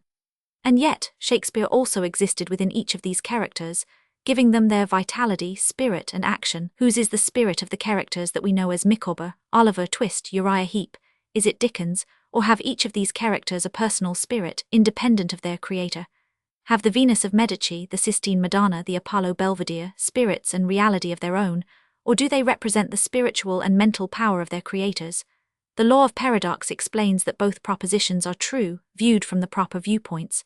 Micawber is both Micawber and yet Dickens, and again, while Micawber may be said to be Dickens, yet Dickens is not identical with Micawber. Man, like Micawber, may exclaim, "The spirit of my creator is inherent within me, and yet I am not he." How different this from the shocking half-truth so vociferously announced by certain of the half-wise, who fill the air with their raucous cries of, "I am God." Imagine poor Micawber or the sneaky Uriah Heep crying, "I am Dickens," or some of the lowly clods in one of Shakespeare's plays eloquently announcing that, "I am Shakespeare." The all is in the earthworm, and yet the earthworm is far from being the all, and still the wonder remains that though the earthworm exists merely as a lowly thing, created and having its being solely within the mind of the all, yet the all is immanent in the earthworm and in the particles that go to make up the earthworm. Can there be any greater mystery than this of all in the all, and the all in all? The student will, of course, realize that the illustrations given above are necessarily imperfect and inadequate, for they represent the creation of mental images in finite minds, while the universe is a creation of infinite mind, and the difference between the two poles separates them. And yet it is merely a matter of degree. The same principle is in operation. The principle of correspondence manifests in each, as above so below, as below so above. And in the degree that man realizes the existence of the indwelling spirit immanent within his being, so will he rise in the spiritual scale of life. This is what spiritual development means, the recognition, realization, and manifestation of the spirit within us. Try to remember this last definition, that of spiritual development. It contains the truth of true religion. There are many planes of being, many subplanes of life, many degrees of existence in the universe, and all depend upon the advancement of beings in the scale, of which scale the lowest point is the grossest matter, the highest being separated only by the thinnest division from the spirit of the all. And upward and onward along this scale of life, everything is moving. All are on the path whose end is the all. All progress is a returning home. All is upward and onward in spite of all seemingly contradictory appearances. Such is the message of the illumined. The Hermetic teachings concerning the process of the mental creation of the universe are that at the beginning of the creative cycle, the all in its aspect of being projects its will toward its aspect of becoming, and the process of creation begins. It is taught that the process consists of the lowering of vibration until a very low degree of vibratory energy is reached, at which point the grossest possible form of matter is manifested. This process is called the stage of involution, in which the all becomes involved, or wrapped up in its creation. This process is believed by the Hermetists to have a correspondence to the mental process of an artist, writer, or inventor, who becomes so wrapped up in his mental creation as to almost forget his own existence, and who, for the time being, almost lives in his creation. If instead of wrapped we use the word wrapped, perhaps we will give a better idea of what is meant. This involuntary stage of creation is sometimes called the outpouring of the divine energy, just as the evolutionary state is called the indrawing. The extreme pole of the creative process is considered to be the furthest removed from the all, while the beginning of the evolutionary stage is regarded as the beginning of the return swing of the pendulum of rhythm, a coming home idea being held in all of the Hermetic teachings. The teachings are that during the outpouring, the vibrations become lower and lower until finally the urge ceases, and the return swing begins. But there is this difference, that while in the outpouring, the creative forces manifest compactly and as a whole, yet from the beginning of the evolutionary or indrawing stage, there is manifested the law of individualization, that is, the tendency to separate into units of force, so that finally that which left the all as unindividualized energy returns to its source as countless highly developed units of life, having risen higher and higher in the scale by means of physical, mental, and spiritual evolution. The ancient Hermetists used the word meditation in describing the process of the mental creation of the universe in the mind of the all, the word contemplation also being frequently employed. But the idea intended seems to be that of the employment of the divine attention. Attention is a word derived from the Latin root, meaning to reach out, to stretch out, and so the act of attention is really a mental reaching out, extension of mental energy, so that the underlying idea is readily understood when we examine into the real meaning of attention. The Hermetic teachings regarding the process of evolution are that the all, having meditated upon the beginning of the creation, having thus established the material foundations of the universe, having thought it into existence, then gradually awakens or rouses from its meditation, and in so doing starts into manifestation the process of evolution on the material, mental, and spiritual planes successively and in order. Thus the upward movement begins, and all begins to move spiritward.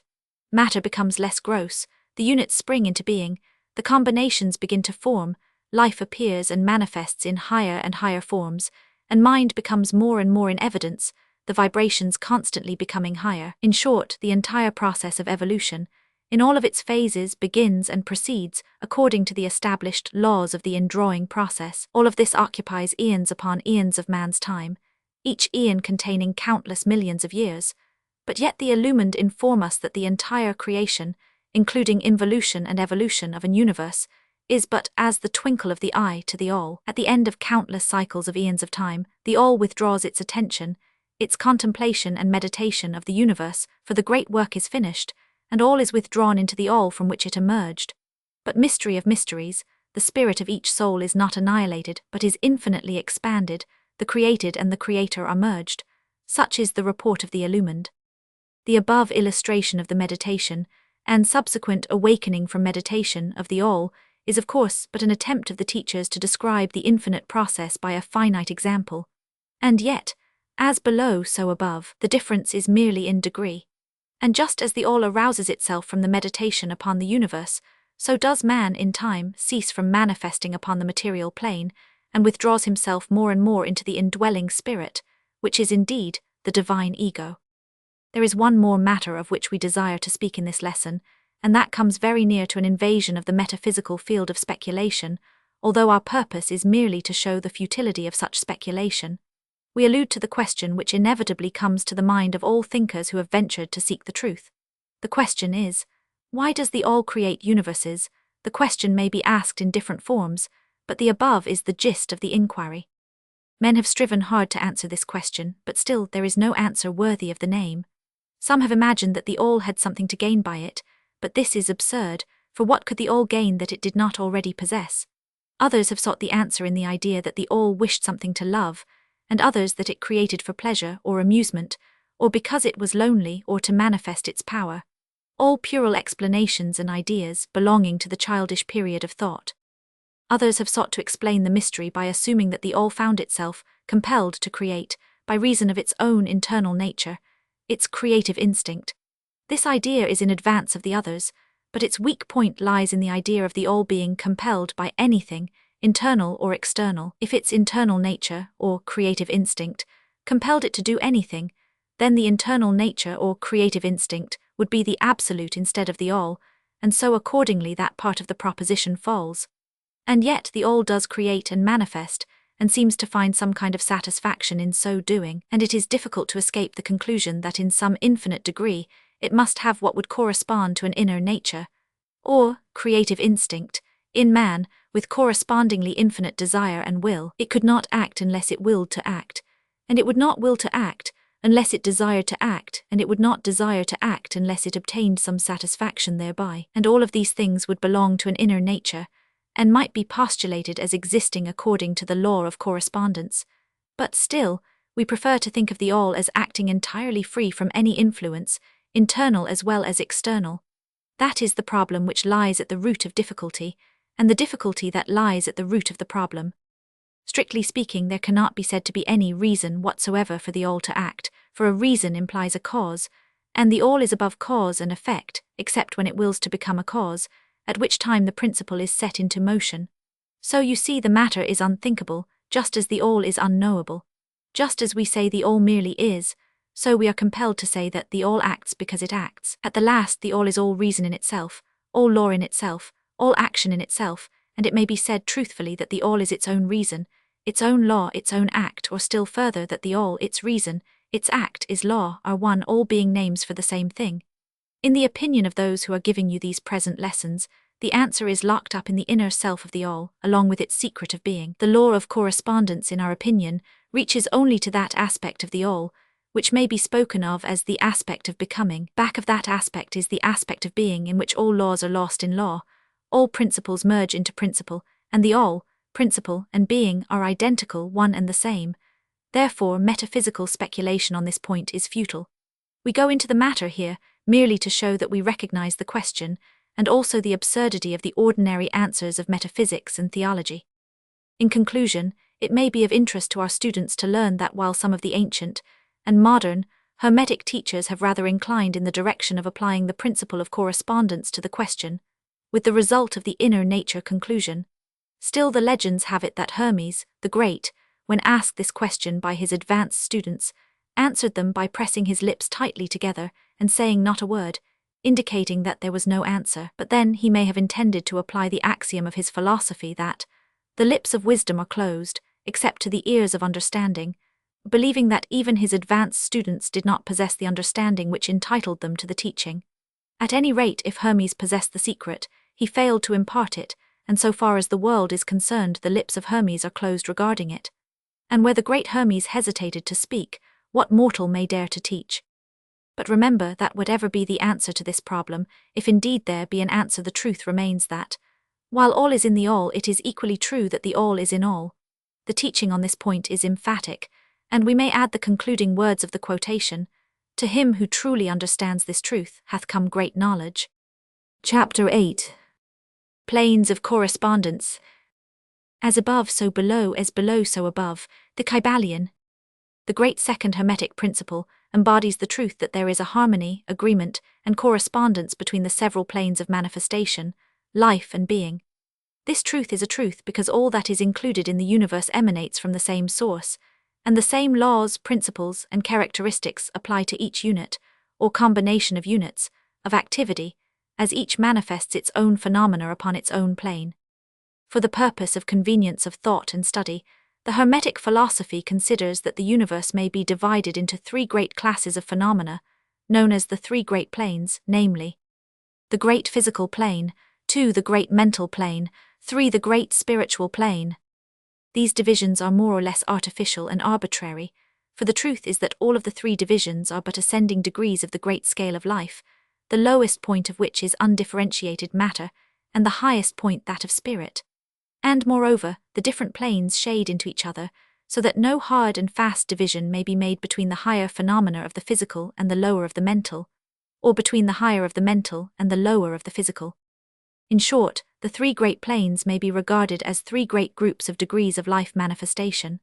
While the purposes of this little book do not allow us to enter into an extended discussion of, or explanation of, the subject of these different planes, still we think it well to give a general description of the same at this point. At the beginning we may as well consider the question so often asked by the neophyte, who desires to be informed regarding the meaning of the word plane, which term has been very freely used, and very poorly explained, in many recent works upon the subject of occultism. The question is generally about as follows: is a plane a place having dimensions, or is it merely a condition or state? We answer, no, not a place nor ordinary dimension of space, and yet more than a state or condition. It may be considered as a state or condition, and yet the state or condition is a degree of dimension, in a scale subject to measurement. Somewhat paradoxical, is it not? But let us examine the matter. A dimension, is a measure in a straight line, relating to measure, etc. The ordinary dimensions of space are length, breadth, and height, or perhaps length, breadth, height, thickness, or circumference. But there is another dimension of created things, or measure in a straight line, known to occultists, and to scientists as well, although the latter have not as yet applied the term dimension to it. And this new dimension, which, by the way, is the much speculated about fourth dimension, is the standard used in determining the degrees or planes. This fourth dimension may be called the dimension of vibration. It is a fact well known to modern science, as well as to the Hermetists who have embodied the truth in their third Hermetic principle, that everything is in motion, everything vibrates, nothing is at rest. From the highest manifestation to the lowest, everything and all things vibrate. Not only do they vibrate at different rates of motion, but as in different directions and in a different manner. The degrees of the rate of vibrations constitute the degrees of measurement on the scale of vibrations, in other words, the degrees of the fourth dimension, and these degrees form what occultists call planes. The higher the degree of rate of vibration, the higher the plane, and the higher the manifestation of life occupying that plane. So that while a plane is not a place, nor yet a state or condition, yet it possesses qualities common to both. We shall have more to say regarding the subject of the scale of vibrations in our next lessons, in which we shall consider the Hermetic principle of vibration.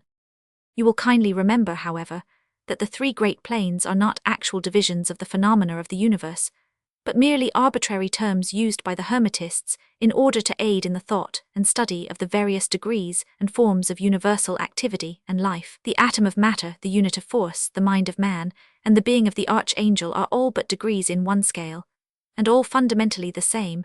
The difference between solely a matter of degree and rate of vibration, all are creations of the all, and have their existence solely within the infinite mind of the all.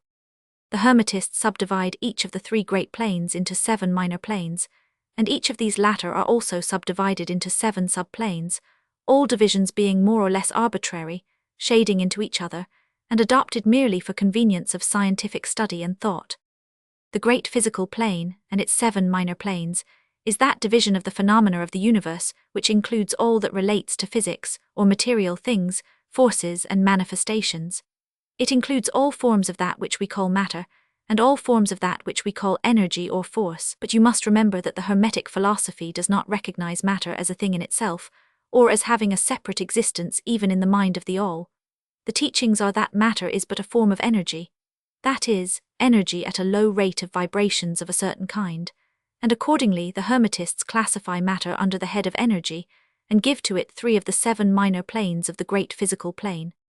These 7 minor physical planes are as follows: the plane of matter A2, the plane of matter B3, the plane of matter C4, the plane of ethereal substance 5, the plane of energy A6, the plane of energy B7, the plane of energy C. The plane of matter A comprises the forms of matter in its form of solids, liquids, and gases, as generally recognized by the textbooks on physics. The plane of matter B comprises certain higher and more subtle forms of matter of the existence of which modern science is but now recognizing, the phenomena of radiant matter, in its phases of radium, etc., belonging to the lower subdivision of this minor plane. The plane of matter C comprises forms of the most subtle and tenuous matter, the existence of which is not suspected by ordinary scientists. The plane of ethereal substance comprises that which science speaks of as the ether, a substance of extreme tenuity and elasticity, pervading all universal space, and acting as a medium for the transmission of waves of energy, such as light, heat, electricity, etc. This ethereal substance forms a connecting link between matter, so called, and energy, and partakes of the nature of each.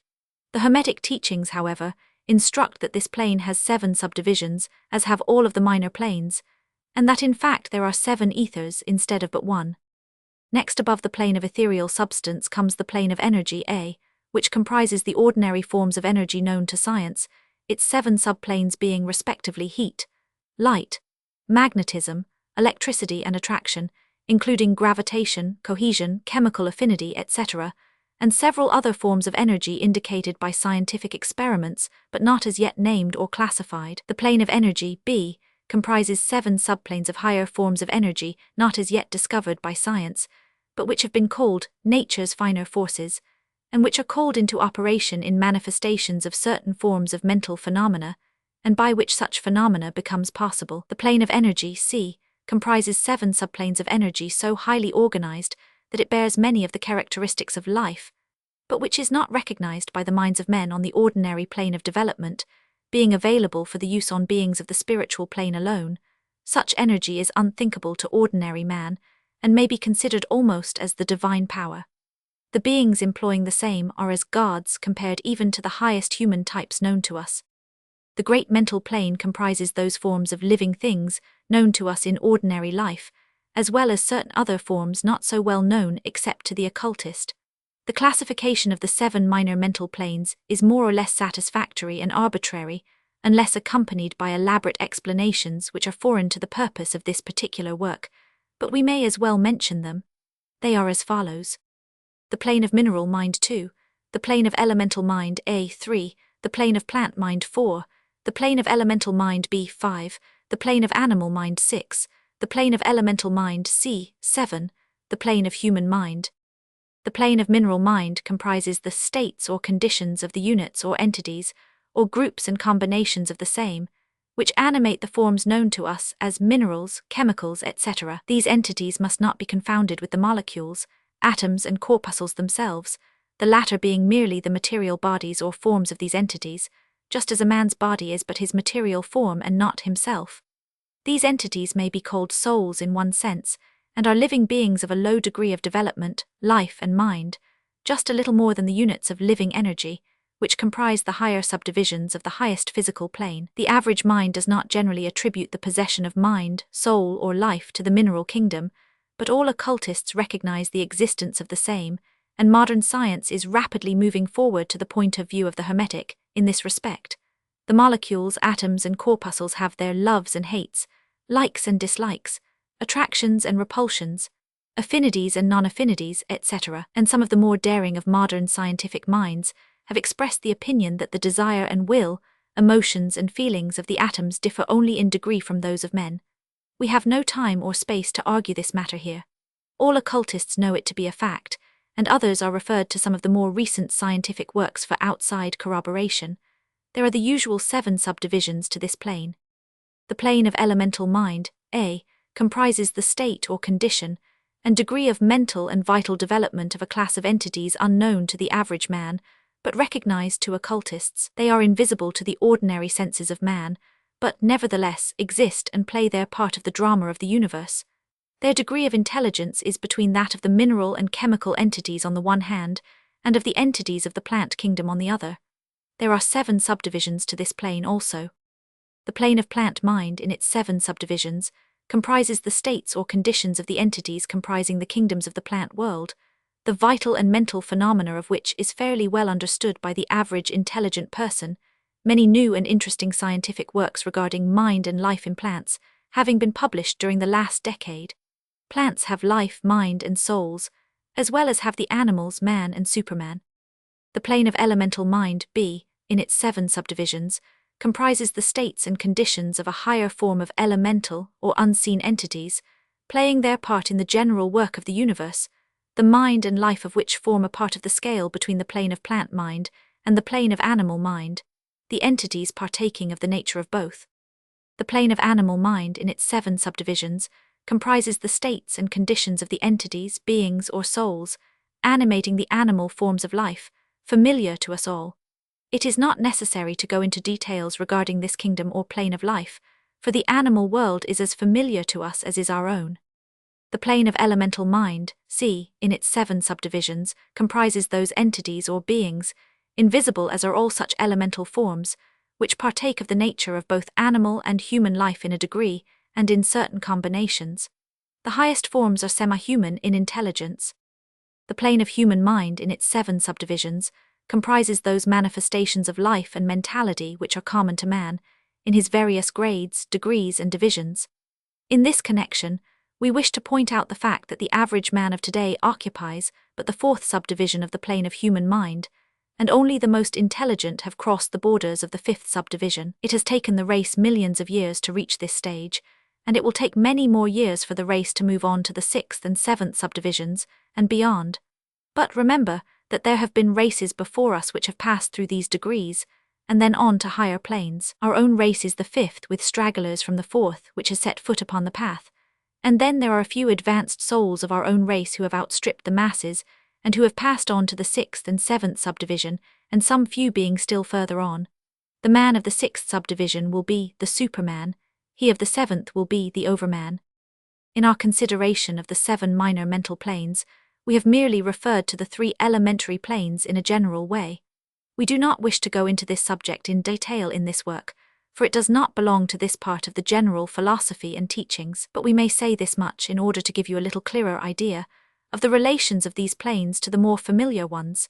The elementary planes bear the same relation to the planes of mineral, plant, animal and human mentality and life that the black keys on the piano do to the white keys. The white keys are sufficient to produce music, but there are certain scales, melodies and harmonies in which the black keys play their part, and in which their presence is necessary. They are also necessary as connecting links of soul condition, entity states, etc., between the several other planes, certain forms of development being attained therein, this last fact giving to the reader who can read between the lines a new light upon the processes of evolution, and a new key to the secret door of the leaps of life between kingdom and kingdom. The great kingdoms of elementals are fully recognized by all occultists, and the esoteric writings are full of mention of them. The readers of Bulwer's, Sanoni, and similar tales will recognize the entities inhabiting these planes of life. Passing on from the great mental plane to the great spiritual plane, what shall we say? How can we explain these higher states of being, life and mind, to minds as yet unable to grasp and understand the higher subdivisions of the plane of human mind? The task is impossible. We can speak only in the most general terms. How may light be described to a man born blind? How sugar to a man who has never tasted anything sweet?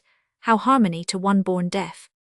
All that we can say is that the 7 minor planes of the great spiritual plane, each minor plane having its 7 subdivisions, comprise beings possessing life, mind and form as far above that of man of today as the latter is above the earthworm, mineral, or even certain forms of energy or matter. The life of these beings so far transcends ours that we cannot even think of the details of the same. Their minds so far transcend ours, that to them we scarcely seem to think, and our mental processes seem almost akin to material processes. The matter of which their forms are composed is of the highest planes of matter, nay, some are even said to be clothed in pure energy. What may be said of such beings?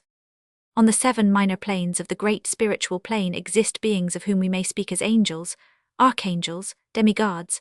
On the lower minor planes dwell those great souls whom we call masters and adepts. Above them come the great hierarchies of the angelic hosts, unthinkable to man, and above those come those who may without irreverence be called the gods.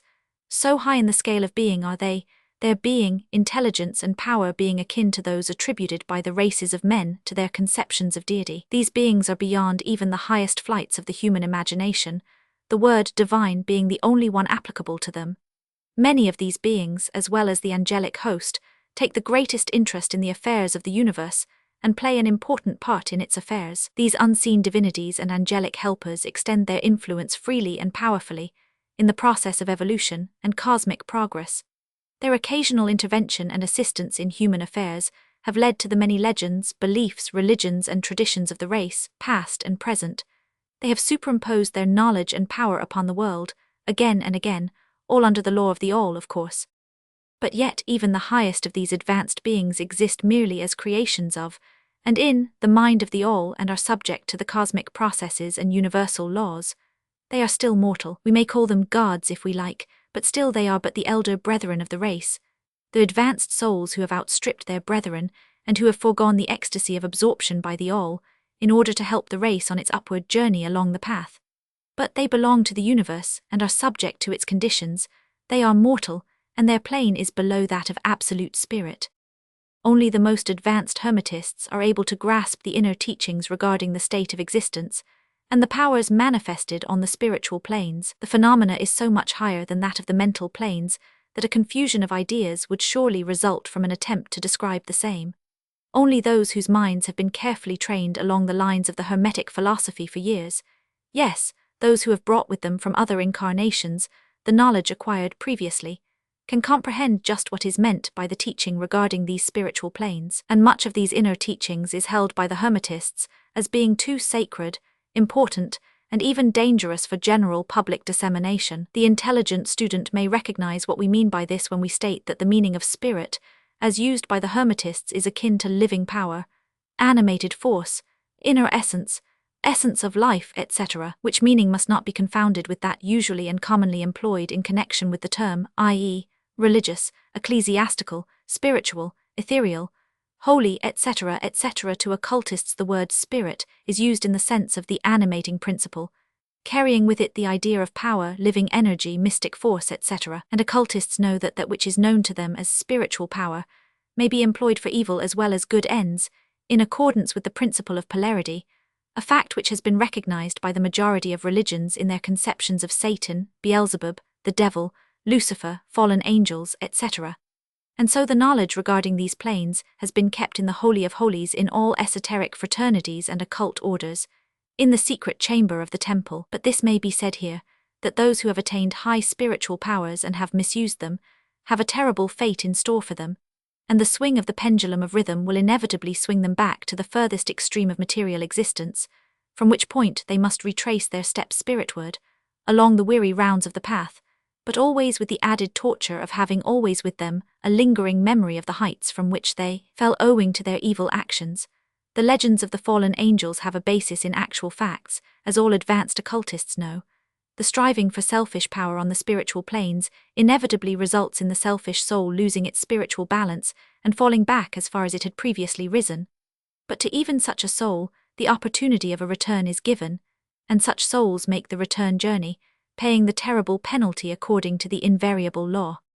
In conclusion, we would again remind you that according to the principle of correspondence, which embodies the truth, as above so below, as below so above, all of the 7 Hermetic principles are in full operation on all of the many planes, physical, mental, and spiritual. The principle of mental substance, of course, applies to all the planes, for all are held in the mind of the all.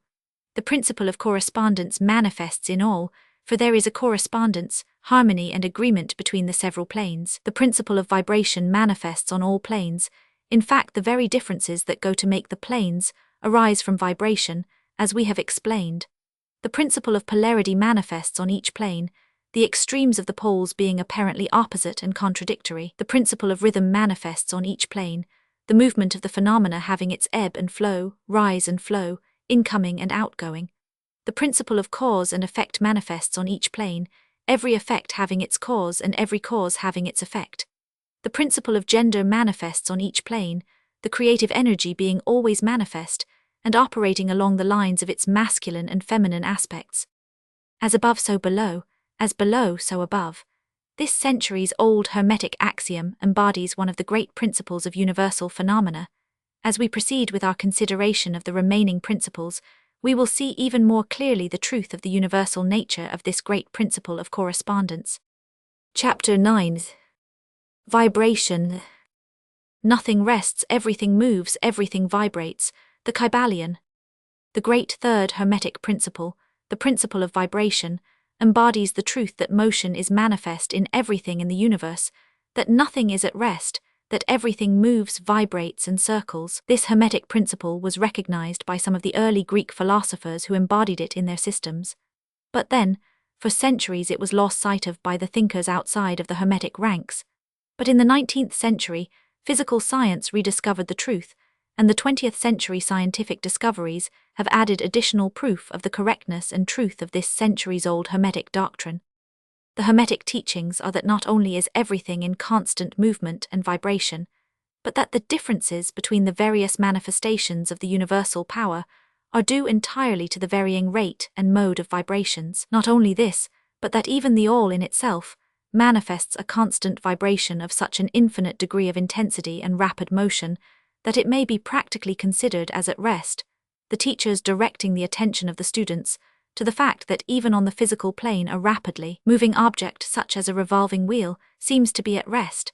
The teachings are to the effect that spirit is at one end of the pole of vibration, the other pole being certain extremely gross forms of matter. Between these two poles are millions upon millions of different rates and modes of vibration.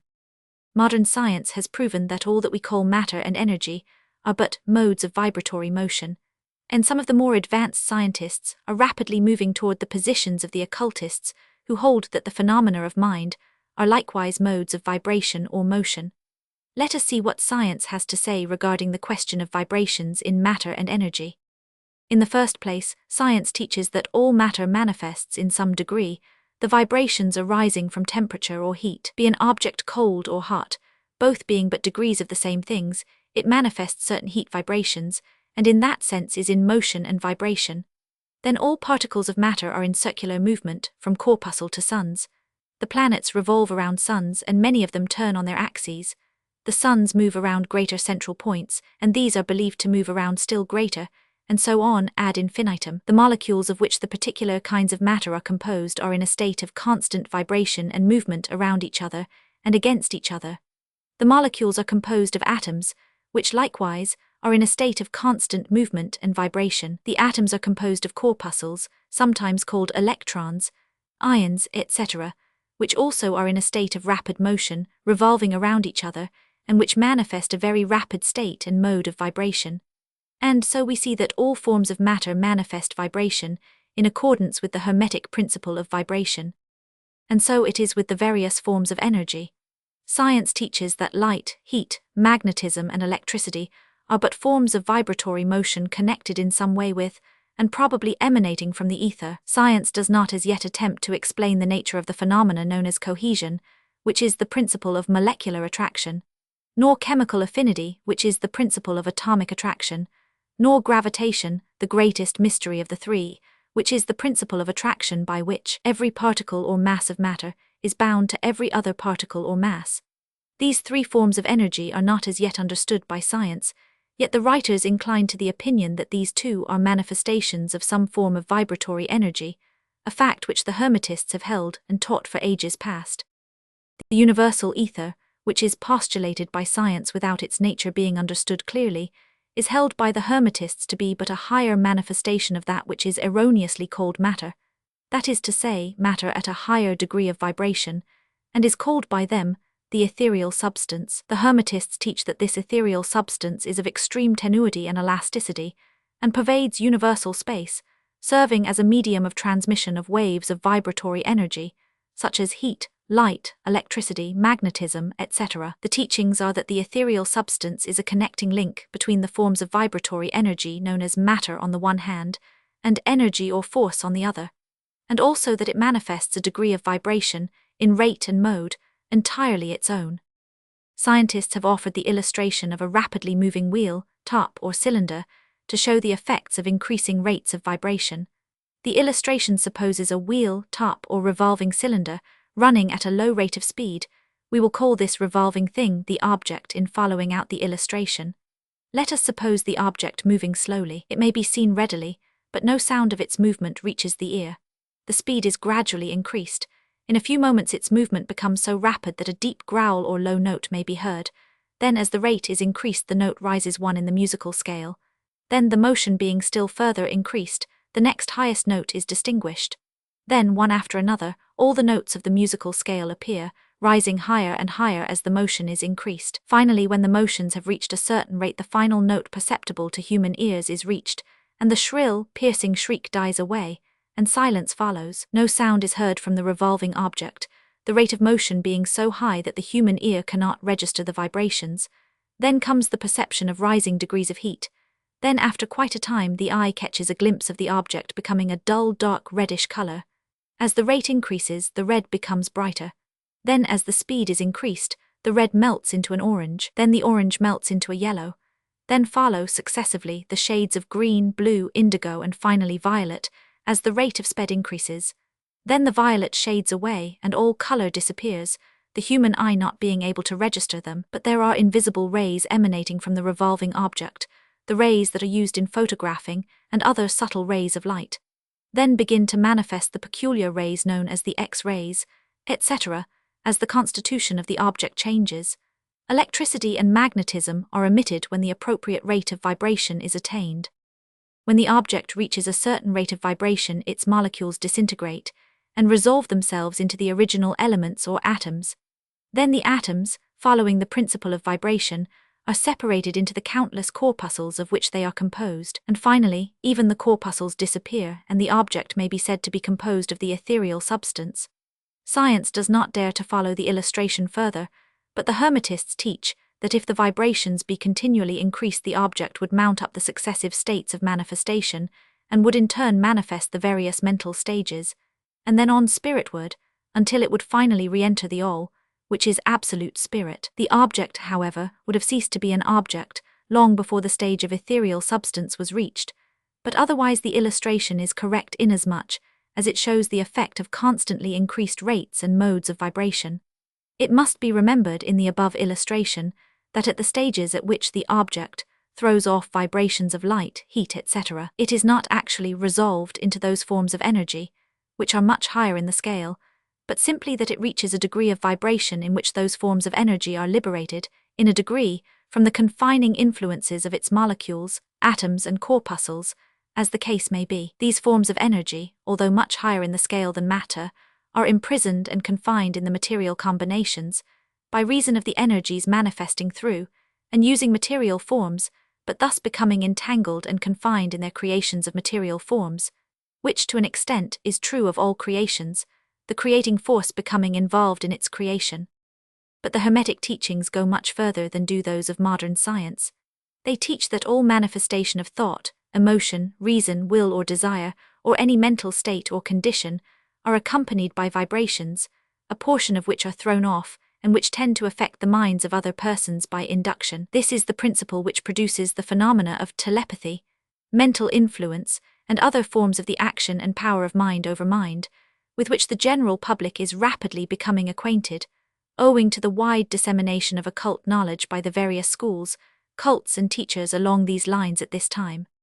Every thought, emotion, or mental state has its corresponding rate and mode of vibration, and by an effort of the will of the person, or of other persons, these mental states may be reproduced, just as a musical tone may be reproduced by causing an instrument to vibrate at a certain rate, just as color may be reproduced in the same way. By a knowledge of the principle of vibration, as applied to mental phenomena, one may polarize his mind at any degree he wishes, thus gaining a perfect control over his mental states, moods, etc. In the same way, he may affect the minds of others, producing the desired mental states in them. In short, he may be able to produce on the mental plane that which science produces on the physical plane, namely, vibrations at will.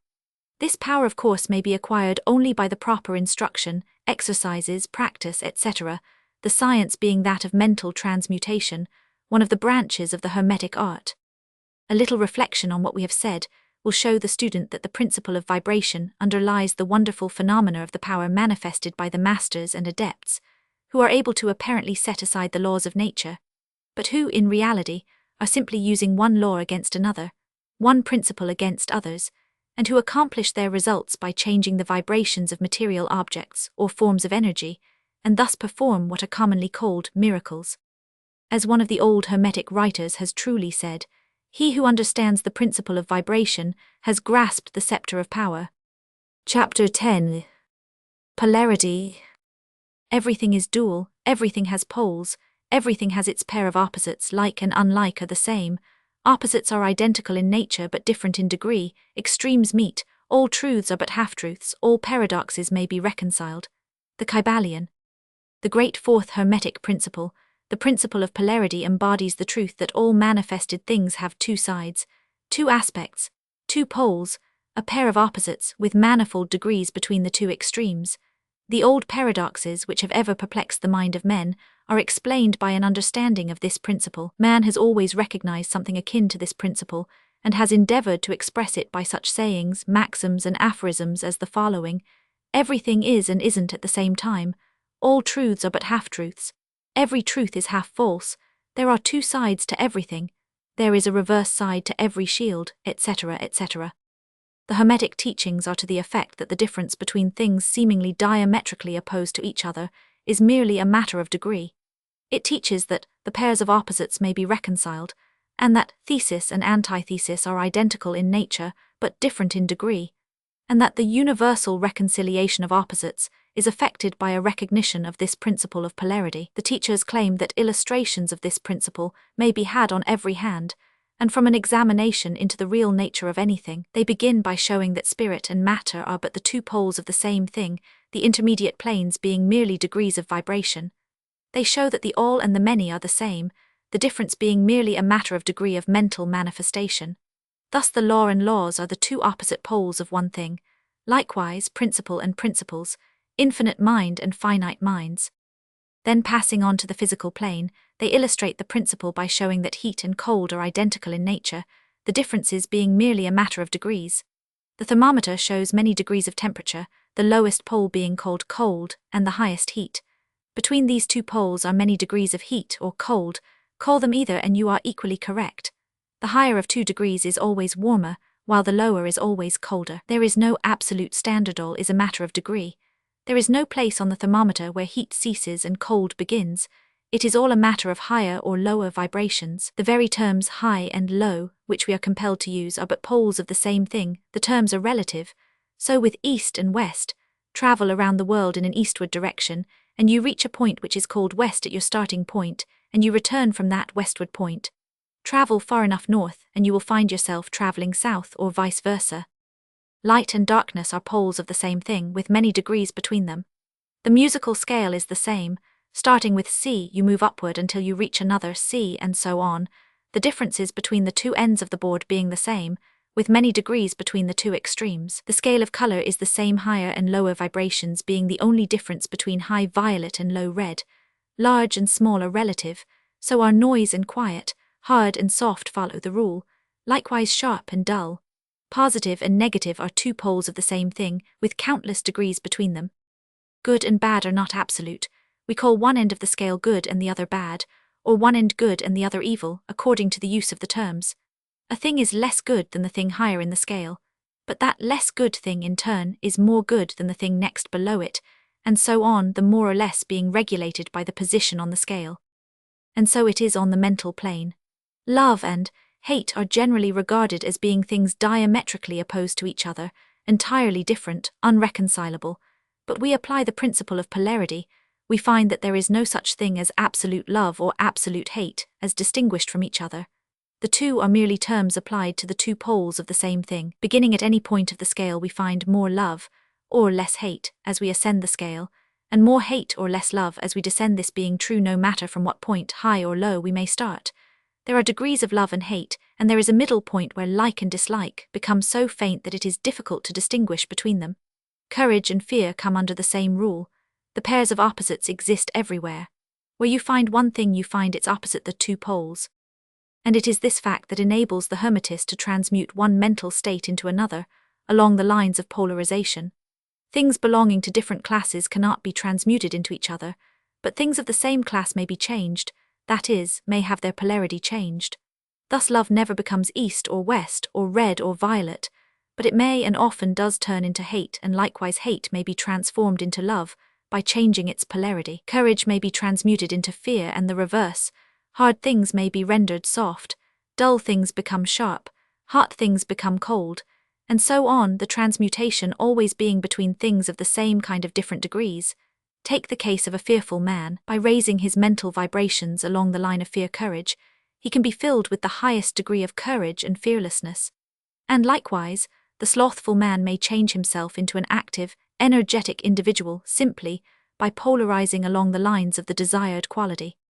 The student who is familiar with the processes by which the various schools of mental science, etc., produce changes in the mental states of those following their teachings, may not readily understand the principle underlying many of these changes.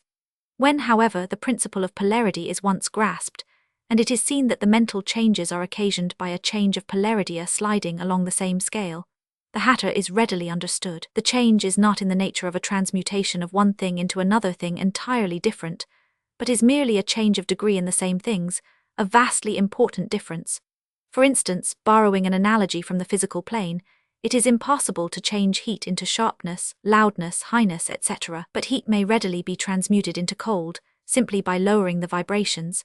In the same way, hate and love are mutually transmutable, so are fear and courage, but fear cannot be transformed into love, nor can courage be transmuted into hate. The mental states belong to innumerable classes, each class of which has its opposite poles, along which transmutation is possible. The student will readily recognize that in the mental states, as well as in the phenomena of the physical plane, the two poles may be classified as positive and negative, respectively.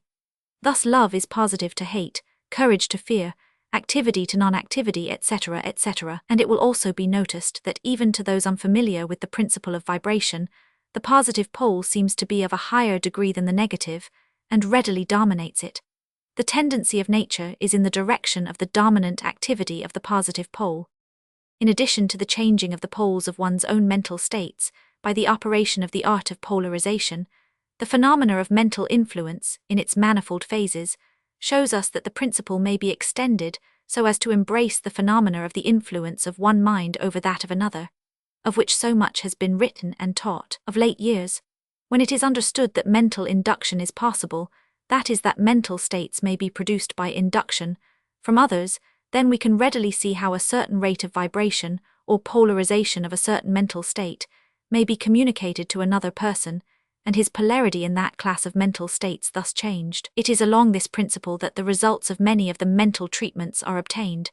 For instance, a person is blue, melancholy and full of fear. A mental scientist, bringing his own mind up to the desired vibration by his trained will, and thus obtaining the desired polarization in his own case, then produces a similar mental state in the other by induction, the result being that the vibrations are raised, and the person polarizes toward the positive end of the scale instead toward the negative, and his fear and other negative emotions are transmuted to courage and similar positive mental states. A little study will show you that these mental changes are nearly all along the line of polarization, the change being one of degree rather than of kind.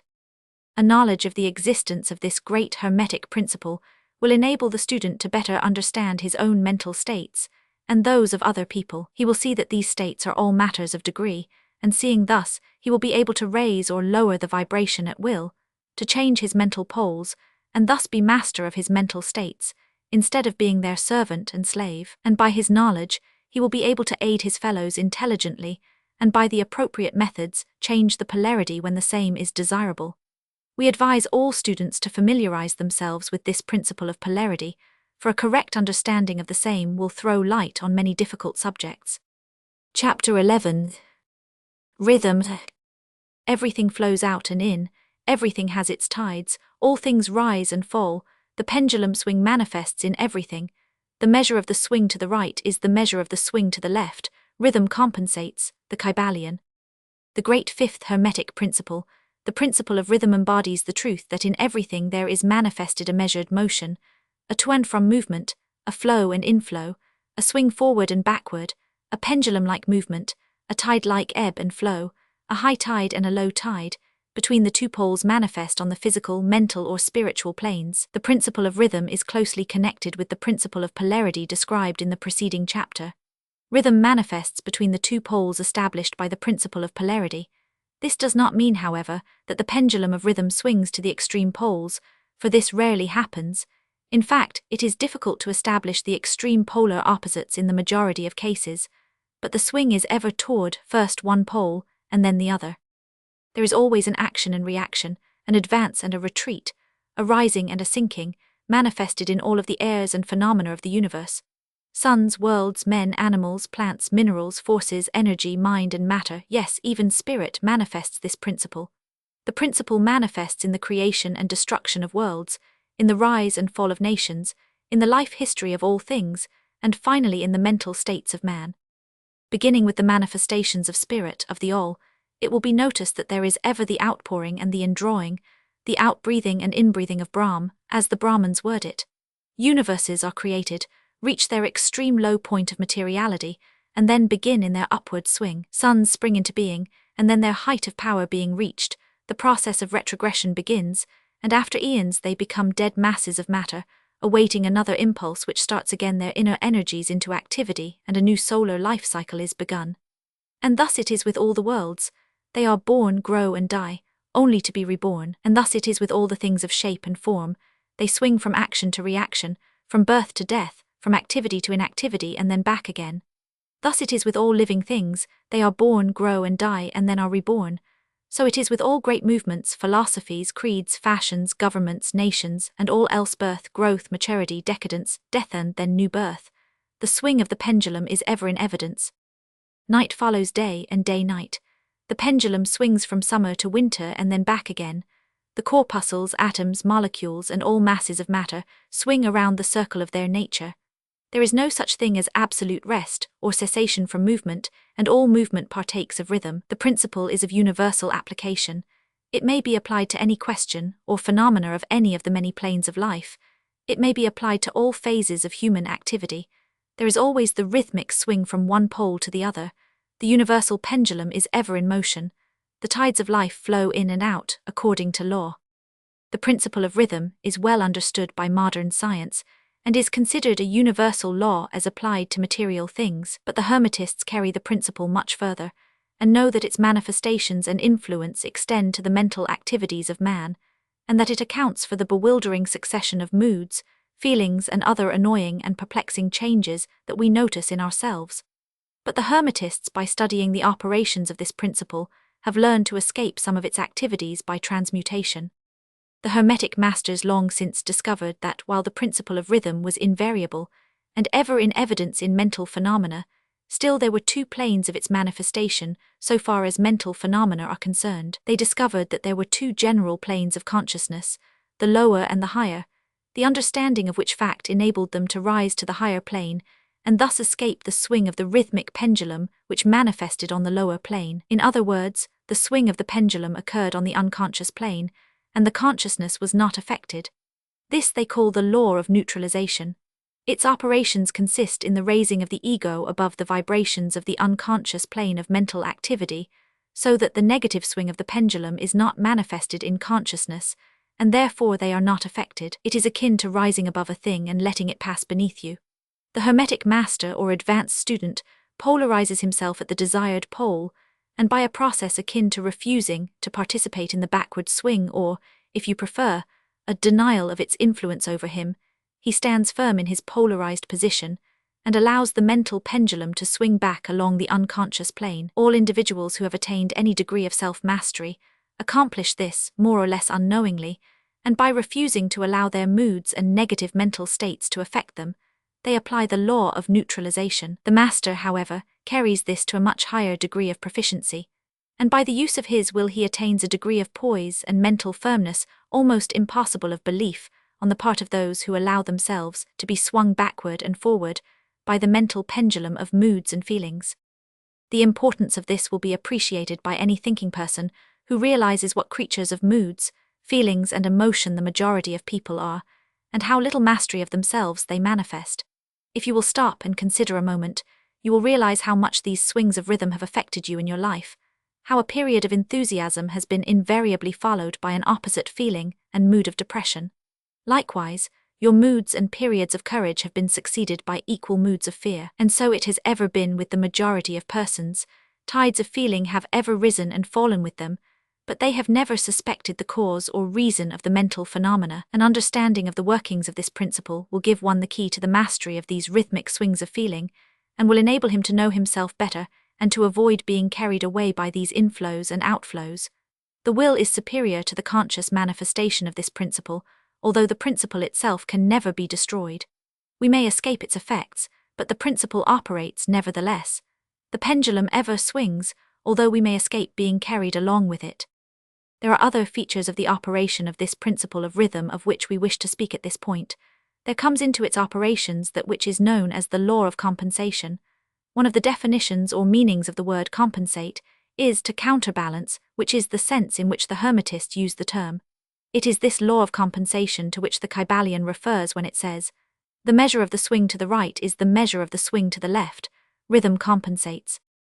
The law of compensation is that the swing in one direction determines the swing in the opposite direction, or to the opposite pole, the one balances or counterbalances the other.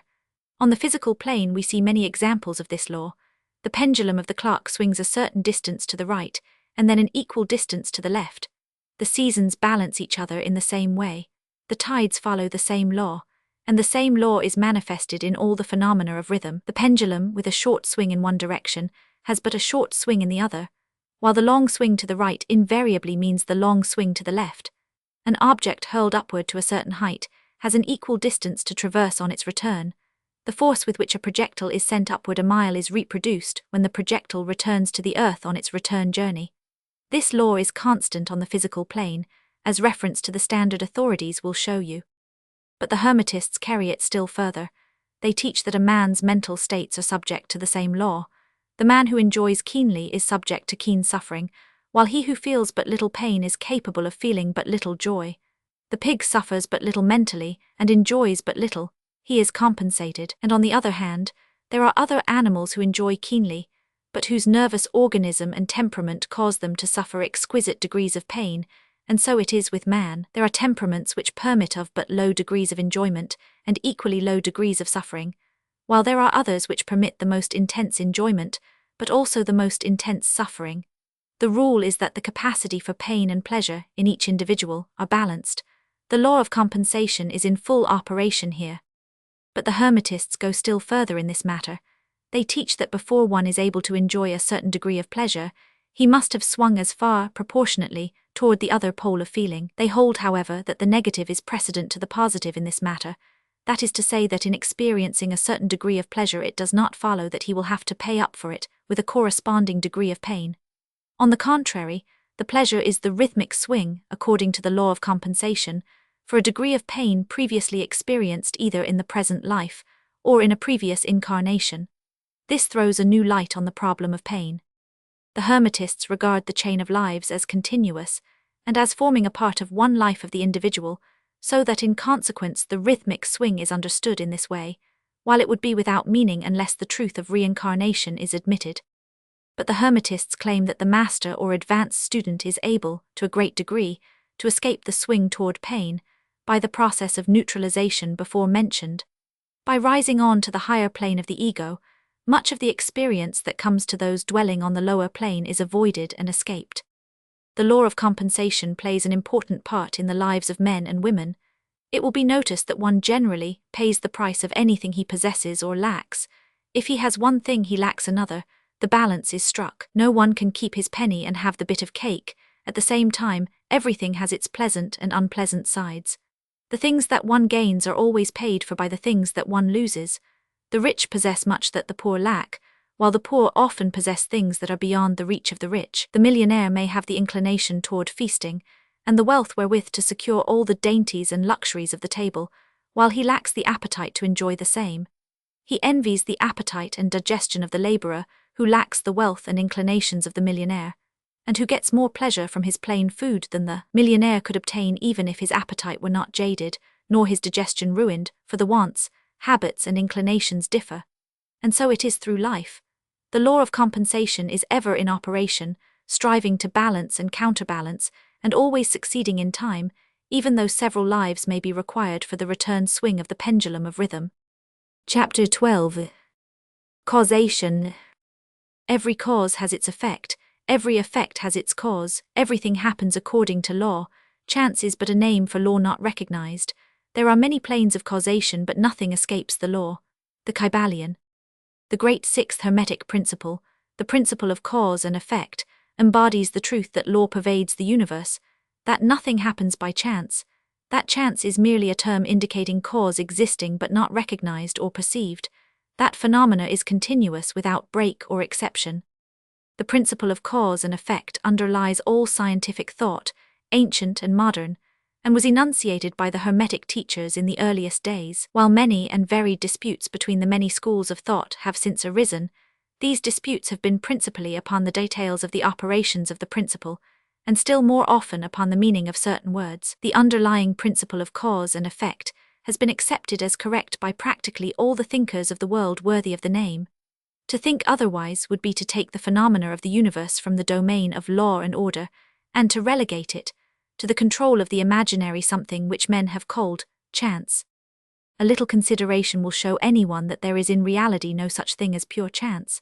Webster defines the word chance as follows: a supposed agent or mode of activity other than a force, law or purpose, the operation or activity of such agent, the supposed effect of such an agent, a happening, fortuity, casualty, etc.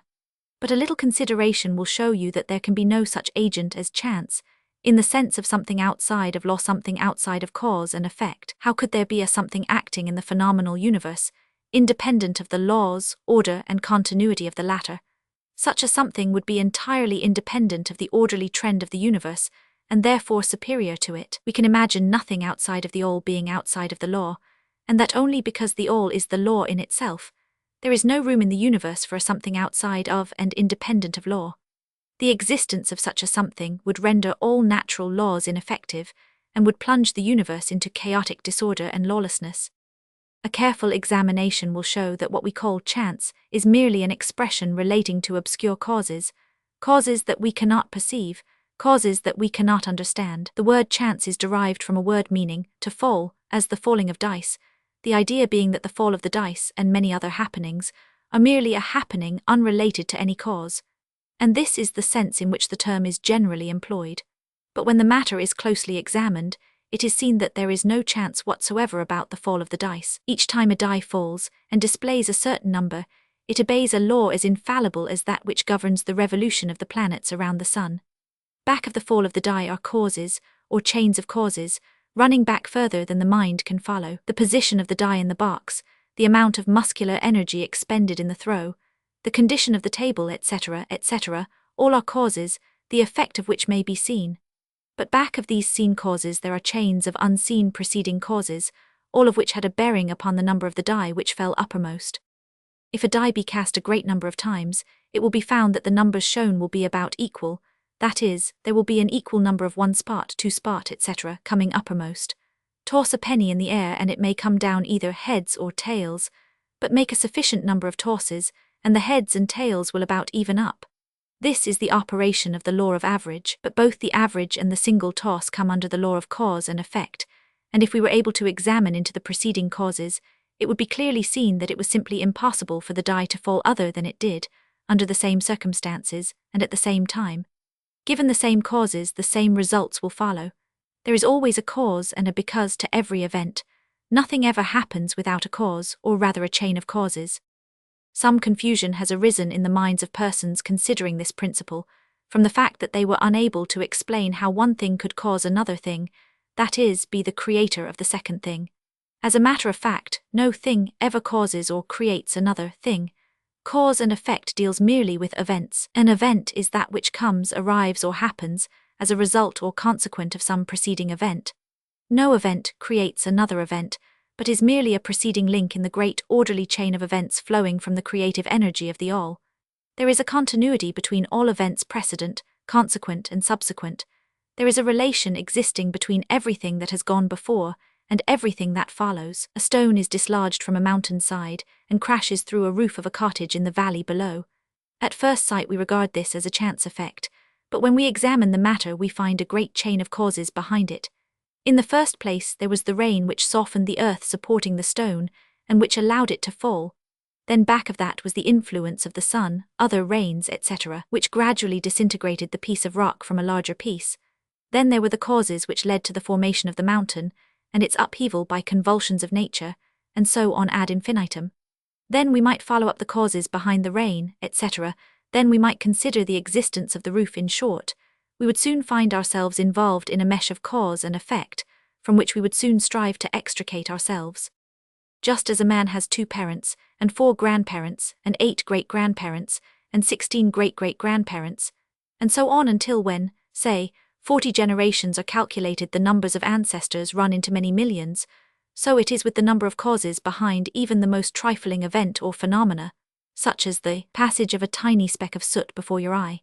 It is not an easy matter to trace the bit of soot hack to the early period of the world's history when it formed a part of a massive tree trunk, which was afterward converted into coal, and so on, until as the speck of soot it now passes before your vision on its way to other adventures, and a mighty chain of events, causes and effects, brought it to its present condition, and the later is but one of the chain of events which will go to produce other events hundreds of years from now. One of the series of events arising from the tiny bit of soot was the writing of these lines, which caused the typesetter to perform certain work, the proofreader to do likewise, and which will arouse certain thoughts in your mind, and that of others, which in turn will affect others, and so on, and on beyond the ability of man to think further, and all from the passage of a tiny bit of soot, all of which shows the relativity and association of things, and the further fact that there is no great, there is no small in the mind that causeth all. Stop to think a moment. If a certain man had not met a certain maid, away back in the dim period of the Stone Age, you who are now reading these lines would not now be here. And if perhaps the same couple had failed to meet, we who now write these lines would not now be here, and the very act of writing on our part, and the act of reading on yours, will affect not only the respective lives of yourself and ourselves, but will also have a direct or indirect effect upon many other people now living and who will live in the ages to come. Every thought we think, every act we perform, has its direct and indirect results which fit into the great chain of cause and effect. We do not wish to enter into a consideration of free will or determinism in this work for various reasons. Among the many reasons is the principal one that neither side of the controversy is entirely right. In fact, both sides are partially right. According to the Hermetic teachings, the principle of polarity shows that both are but half-truths, the opposing poles of truth. The teachings are that a man may be both free and yet bound by necessity, depending upon the meaning of the terms and the height of truth from which the matter is examined. The ancient writers express the matter thus: the further the creation is from the center, the more it is bound; the nearer the center it reaches, the nearer free is it. The majority of people are more or less the slaves of heredity, environment, etc., and manifest very little freedom. They are swayed by the opinions, customs, and thoughts of the outside world, and also by their emotions, feelings, moods, etc. They manifest no mastery worthy of the name. They indignantly repudiate this assertion, saying, "Why, I certainly am free to act and do as I please. I do just what I want to do." But they fail to explain whence arise the want to and as I please. What makes them want to do one thing in preference to another? What makes them please to do this and not do that? Is there no because to their pleasing and wanting? The master can change these pleases and wants into others at the opposite end of the mental pole. He is able to will, instead of to will because some feeling, mood, emotion, or environmental suggestion arouses a tendency or desire within him so to do. The majority of people are carried along like the falling stone, obedient to environment, outside influences and internal moods, desires, etc., not to speak of the desires and wills of others stronger than themselves, heredity, environment, and suggestion, carrying them along without resistance on their part, or the exercise of the will. Moved like the pawns on the checkerboard of life, they play their parts and are laid aside after the game is over. But the masters, knowing the rules of the game, rise above the plane of material life, and placing themselves in touch with the higher powers of their nature, dominate their own moods, characters, qualities, and polarity, as well as the environment surrounding them, and thus become movers in the game, instead of pawns, causes instead of effects. The masters do not escape the causation of the higher planes, but fall in with the higher laws, and thus master circumstances on the lower plane. They thus form a conscious part of the law, instead of being mere blind instruments. While they serve on the higher planes, they rule on the material plane. But on higher and on lower, the law is always in operation. There is no such thing as chance. The blind goddess has been abolished by reason. We are able to see now, with eyes made clear by knowledge, that everything is governed by universal law, that the infinite number of laws are but manifestations of the one great law, the law which is the all. It is true indeed that not a sparrow drops unnoticed by the mind of the owl, that even the hairs on our head are numbered. As the scriptures have said, there is nothing outside of law, nothing that happens contrary to it, and yet do not make the mistake of supposing that man is but a blind automaton. Far from that. The Hermetic teachings are that man may use law to overcome laws, and that the higher will always prevail against the lower, until at last he has reached the stage in which he seeks refuge in the law itself, and laughs the phenomenal laws to scorn. Are you able to grasp the inner meaning of this? Chapter 13. Gender. Gender is in everything. Everything has its masculine and feminine principles. Gender manifests on all planes. The Kybalion. The great seventh Hermetic principle. The principle of gender embodies the truth that there is gender manifested in everything, that the masculine and feminine principles are ever present and active in all phases of phenomena, on each and every plane of life. At this point, we think it well to call your attention to the fact that gender, in its Hermetic sense, and sex in the ordinarily accepted use of the term, are not the same. The word gender is derived from the Latin root meaning to beget, to procreate, to generate, to create, to produce. A moment's consideration will show you that the word has a much broader and more general meaning than the term sex, the latter referring to the physical distinctions between male and female living things. Sex is merely a manifestation of gender on a certain plane of the great physical plane, the plane of organic life. We wish to impress this distinction upon your minds, for the reason that certain writers who have acquired a smattering of the Hermetic philosophy have sought to identify this seventh Hermetic principle with wild and fanciful, and often reprehensible, theories and teachings regarding sex. The office of gender is solely that of creating, producing, generating, etc., and its manifestations are visible on every plane of phenomena. It is somewhat difficult to produce proofs of this along scientific lines, for the reason that science has not as yet recognized this principle as of universal application, but still some proofs are forthcoming from scientific sources. In the first place, we find a distinct manifestation of the principle of gender among the corpuscles, ions, or electrons, which constitute the basis of matter as science now knows the latter, and which by forming certain combinations form the atom, which until lately was regarded as final and indivisible. The latest word of science is that the atom is composed of a multitude of corpuscles, electrons, or ions, the various names being applied by different authorities, revolving around each other, and vibrating at a high degree and intensity. But the accompanying statement is made that the formation of the atom is really due to the clustering of negative corpuscles around a positive one, the positive corpuscles seeming to exert a certain influence upon the negative corpuscles, causing the latter to assume certain combinations and thus create or generate an atom. This is in line with the most ancient Hermetic teachings, which have always identified the masculine principle of gender with the positive, and the feminine with the negative poles of electricity, so called. Now a word at this point regarding this identification. The public mind has formed an entirely erroneous impression regarding the qualities of the so-called negative pole of electrified or magnetized matter. The terms positive and negative are very wrongly applied to this phenomenon by science. The word positive means something real and strong, as compared with a negative unreality or weakness. Nothing is further from the real facts of electrical phenomenon. The so-called negative pole of the battery is really the pole in and by which the generation or production of new forms and energies is manifested. There is nothing negative about it. The best scientific authorities now use the word cathode in place of negative, the word cathode coming from the Greek root meaning descent, the path of generation, etc. From the cathode pole emerge the swarm of electrons or corpuscles.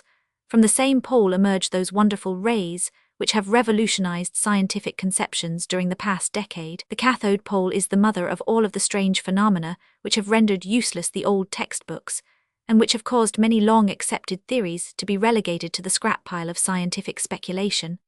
The cathode, or negative pole, is the mother principle of electrical phenomena, and of the finest forms of matter as yet known to science. So you see, we are justified in refusing to use the term negative in our consideration of the subject, and in insisting upon substituting the word feminine for the old term. The facts of the case bear us out in this, without taking the Hermetic teachings into consideration. And so we shall use the word feminine in the place of negative in speaking of that pole of activity. The latest scientific teachings are that the creative corpuscles or electrons are feminine. Science says they are composed of negative electricity. We say they are composed of feminine energy. A feminine corpuscle becomes detached from, or rather leaves, a masculine corpuscle and starts on a new career. It actively seeks a union with a masculine corpuscle, being urged thereto by the natural impulse to create new forms of matter or energy. One writer goes so far as to use the term "it at once seeks, of its own volition, a union," etc. This detachment and uniting form the basis of the greater part of the activities of the chemical world.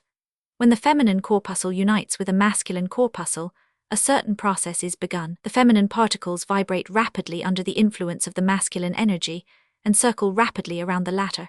The result is the birth of a new atom.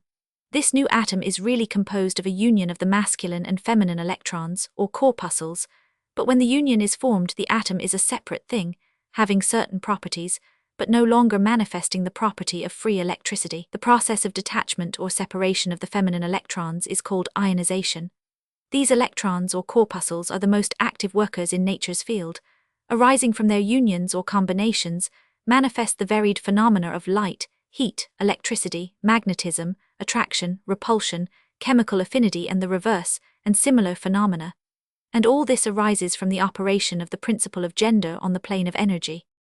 The part of the masculine principle seems to be that of directing a certain inherent energy toward the feminine principle, and thus starting into activity the creative processes.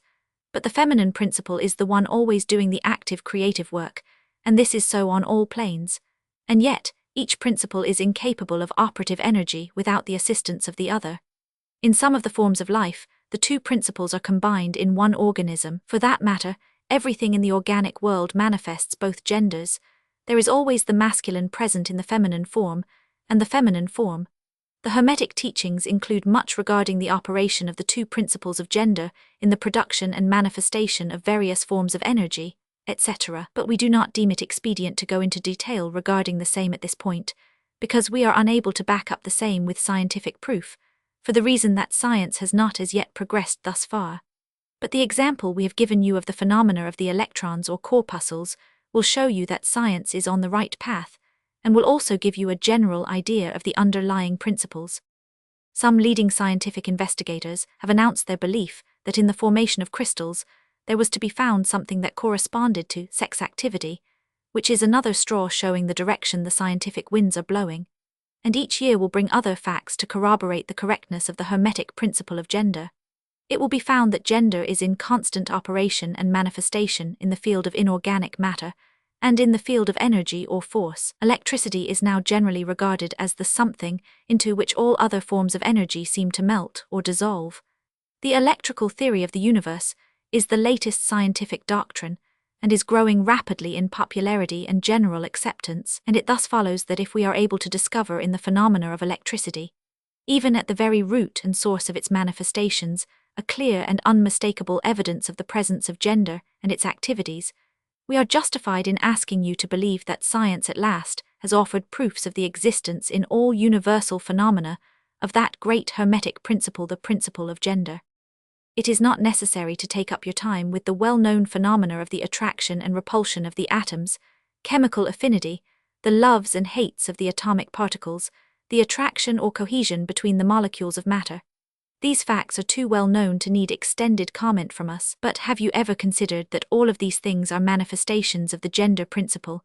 Can you not see that the phenomena is on all fours with that of the corpuscles or electrons, and more than this, can you not see the reasonableness of the Hermetic teachings, which assert that the very law of gravitation, that strange attraction, by reason of which all particles and bodies of matter in the universe tend toward each other, is but another manifestation of the principle of gender, which operates in the direction of attracting the masculine to the feminine energies and vice versa.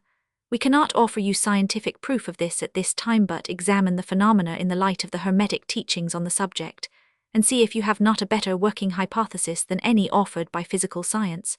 Submit all physical phenomena to the test, and you will discern the principle of gender ever in evidence. Let us now pass on to a consideration of the operation of the principle on the mental plane. Many interesting features are there awaiting examination. Chapter 14. Mental Gender. Students of psychology who have followed the modern trend of thought along the lines of mental phenomena are struck by the persistence of the dual mind idea, which has manifested itself so strongly during the past 10 or 15 years, and which has given rise to a number of plausible theories regarding the nature and constitution of these two minds. The late Thompson J. Hudson attained great popularity in 1893 by advancing his well-known theory of the objective and subjective minds, which he held existed in every individual. Other writers have attracted almost equal attention by the theories regarding the conscious and subconscious minds, the voluntary and involuntary minds, the active and passive minds, etc., etc. The theories of the various writers differ from each other, but there remains the underlying principle of the duality of mind. The student of the Hermetic philosophy is tempted to smile when he reads and hears of these many new theories regarding the duality of mind, each school adhering tenaciously to its own pet theories, and each claiming to have discovered the truth.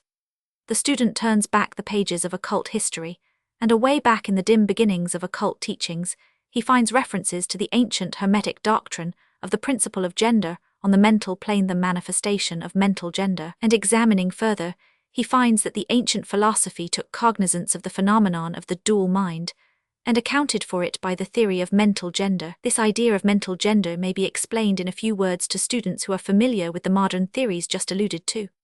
The masculine principle of mind corresponds to the so-called objective mind, conscious mind, voluntary mind, active mind, etc., and the feminine principle of mind corresponds to the so-called subjective mind, subconscious mind, involuntary mind, passive mind, etc. Of course, the Hermetic teachings do not agree with the many modern theories regarding the nature of the two phases of mind, nor does it admit many of the facts claimed for the two respective aspects, some of the said theories and claims being very far-fetched and incapable of standing the test of experiment and demonstration. We point to the phases of agreement merely for the purpose of helping the student to assimilate his previously acquired knowledge with the teachings of the Hermetic philosophy. Students of Hudson will notice the statement at the beginning of his second chapter of The Law of Psychic Phenomena that the mystic jargon of the Hermetic philosophers discloses the same general idea, i.e., the duality of mind. If Dr. Hudson had taken the time and trouble to decipher a little of the mystic jargon of the Hermetic philosophy, he might have received much light upon the subject of the dual mind, but then, perhaps, his most interesting work might not have been written. Let us now consider the Hermetic teachings regarding mental gender. The Hermetic teachers impart their instruction regarding this subject by bidding their students examine the report of their consciousness regarding their self. The students are bidden to turn their attention inward upon the self dwelling within each. Each student is led to see that his consciousness gives him first a report of the existence of his self. The report is I am. This at first seems to be the final words from the consciousness, but a little further examination discloses the fact that this I am may be separated or split into two distinct parts or aspects, which while working in unison and in conjunction, yet nevertheless may be separated in consciousness. While at first there seems to be only an I existing, a more careful and closer examination reveals the fact that there exists an I and a me. These mental twins differ in their characteristics and nature, and an examination of their nature and the phenomena arising from the same will throw much light upon many of the problems of mental influence. Let us begin with a consideration of the me, which is usually mistaken for the I by the student, until he presses the inquiry a little further back into the recesses of consciousness. A man thinks of his self in its aspect of me as being composed of certain feelings, tastes, likes, dislikes, habits, peculiar ties, characteristics, etc., all of which go to make up his personality or the self known to himself and others. He knows that these emotions and feelings change, are born and die away, are subject to the principle of rhythm and the principle of polarity, which take him from one extreme of feeling to another. He also thinks of the me as being certain knowledge gathered together in his mind, and thus forming a part of himself. This is the me of a man. But we have proceeded too hastily. The me of many men may be said to consist largely of their consciousness of the body and their physical appetites, etc. Their consciousness being largely bound up with their bodily nature, they practically live there. Some men even go so far as to regard their personal apparel as a part of their me, and actually seem to consider it a part of themselves. A writer has humorously said that men consist of three parts: soul, body, and clothes. These clothes-conscious people would lose their personality if divested of their clothing by savages upon the occasion of a shipwreck. But even many who are not so closely bound up with the idea of personal raiment stick closely to the consciousness of their bodies being their me. They cannot conceive of a self independent of the body. Their mind seems to them to be practically a something belonging to their body, which in many cases it is indeed. But as man rises in the scale of consciousness, he is able to disentangle his me from his idea of body, and is able to think of his body as belonging to the mental part of him. But even then he is very apt to identify the me entirely with the mental states, feelings, etc., which he feels to exist within him. He is very apt to consider these internal states as identical with himself, instead of their being simply things produced by some part of his mentality and existing within him, of him and in him, but still not himself. He sees that he may change these internal states of feelings by all effort of will, and that he may produce a feeling or state of an exactly opposite nature in the same way, and yet the same me exists. And so after a while he is able to set aside these various mental states, emotions, feelings, habits, qualities, characteristics, and other personal mental belongings. He is able to set them aside in the not-me collection of curiosities and encumbrances, as well as valuable possessions. This requires much mental concentration and power of mental analysis on the part of the student. But still, the task is possible for the advanced student, and even those not so far advanced are able to see, in the imagination, how the process may be performed. After this laying aside process has been performed, the student will find himself in conscious possession of a self, which may be considered in its I and me dual aspects. The me will be felt to be a something mental in which thoughts, ideas, emotions, feelings, and other mental states may be produced. It may be considered as the mental womb. As the ancients styled it, capable of generating mental offspring. It reports to the consciousness as a me, with latent powers of creation and generation of mental progeny of all sorts and kinds. Its powers of creative energy are felt to be enormous, but still it seems to be conscious that it must receive some form of energy from either its I companion, or else from some other I, ere it is able to bring into being its mental creations. This consciousness brings with it a realization of an enormous capacity for mental work and creative ability. But the student soon finds that this is not all that he finds within his inner consciousness. He finds that there exists a mental something which is able to will that the me act along certain creative lines, and which is also able to stand aside and witness the mental creation. This part of himself he is taught to call his I. He is able to rest in its consciousness at will. He finds there not a consciousness of an ability to generate and actively create, in the sense of the gradual process attendant upon mental operations, but rather a sense and consciousness of an ability to project an energy from the I to the me, a process of willing, that the mental creation begin and proceed. He also finds that the I is able to stand aside and witness the operations of the me's mental creation and generation. There is this dual aspect in the mind of every person. The I represents the masculine principle of mental gender, the me represents the female principle. The I represents the aspect of being, the me the aspect of becoming. You will notice that the principle of correspondence operates on this plane just as it does upon the great plane upon which the creation of universes is performed. The two are similar in kind, although vastly different in degree. As above, so below, as below, so above. These aspects of mind, the masculine and feminine principles, the I and the me, considered in connection with the well-known mental and psychic phenomena, give the master key to these dimly known regions of mental operation and manifestation. The principle of mental gender gives the truth underlying the whole field of the phenomena of mental influence, etc. The tendency of the feminine principle is always in the direction of receiving impressions, while the tendency of the masculine principle is always in the direction of giving out or expressing. The feminine principle has much more varied field of operation than has the masculine principle. The feminine principle conducts the work of generating new thoughts, concepts, ideas, including the work of the imagination. The masculine principle contents itself with the work of the will in its varied phases. And yet, without the active aid of the will of the masculine principle, the feminine principle is apt to rest content with generating mental images, which are the result of impressions received from outside, instead of producing original mental creations. Persons who can give continued attention and thought to a subject actively employ both of the mental principles, the feminine in the work of the mental generation, and the masculine will in stimulating and energizing the creative portion of the mind. The majority of persons really employ the masculine principle but little, and are content to live according to the thoughts and ideas instilled into the me from the I of other minds. But it is not our purpose to dwell upon this phase of the subject, which may be studied from any good textbook upon psychology, with the key that we have given you regarding mental gender. The student of psychic phenomena is aware of the wonderful phenomena classified under the head of telepathy, thought transference, mental influence, suggestion, hypnotism, etc. Many have sought for an explanation of these varied phases of phenomena under the theories of the various dual mind teachers.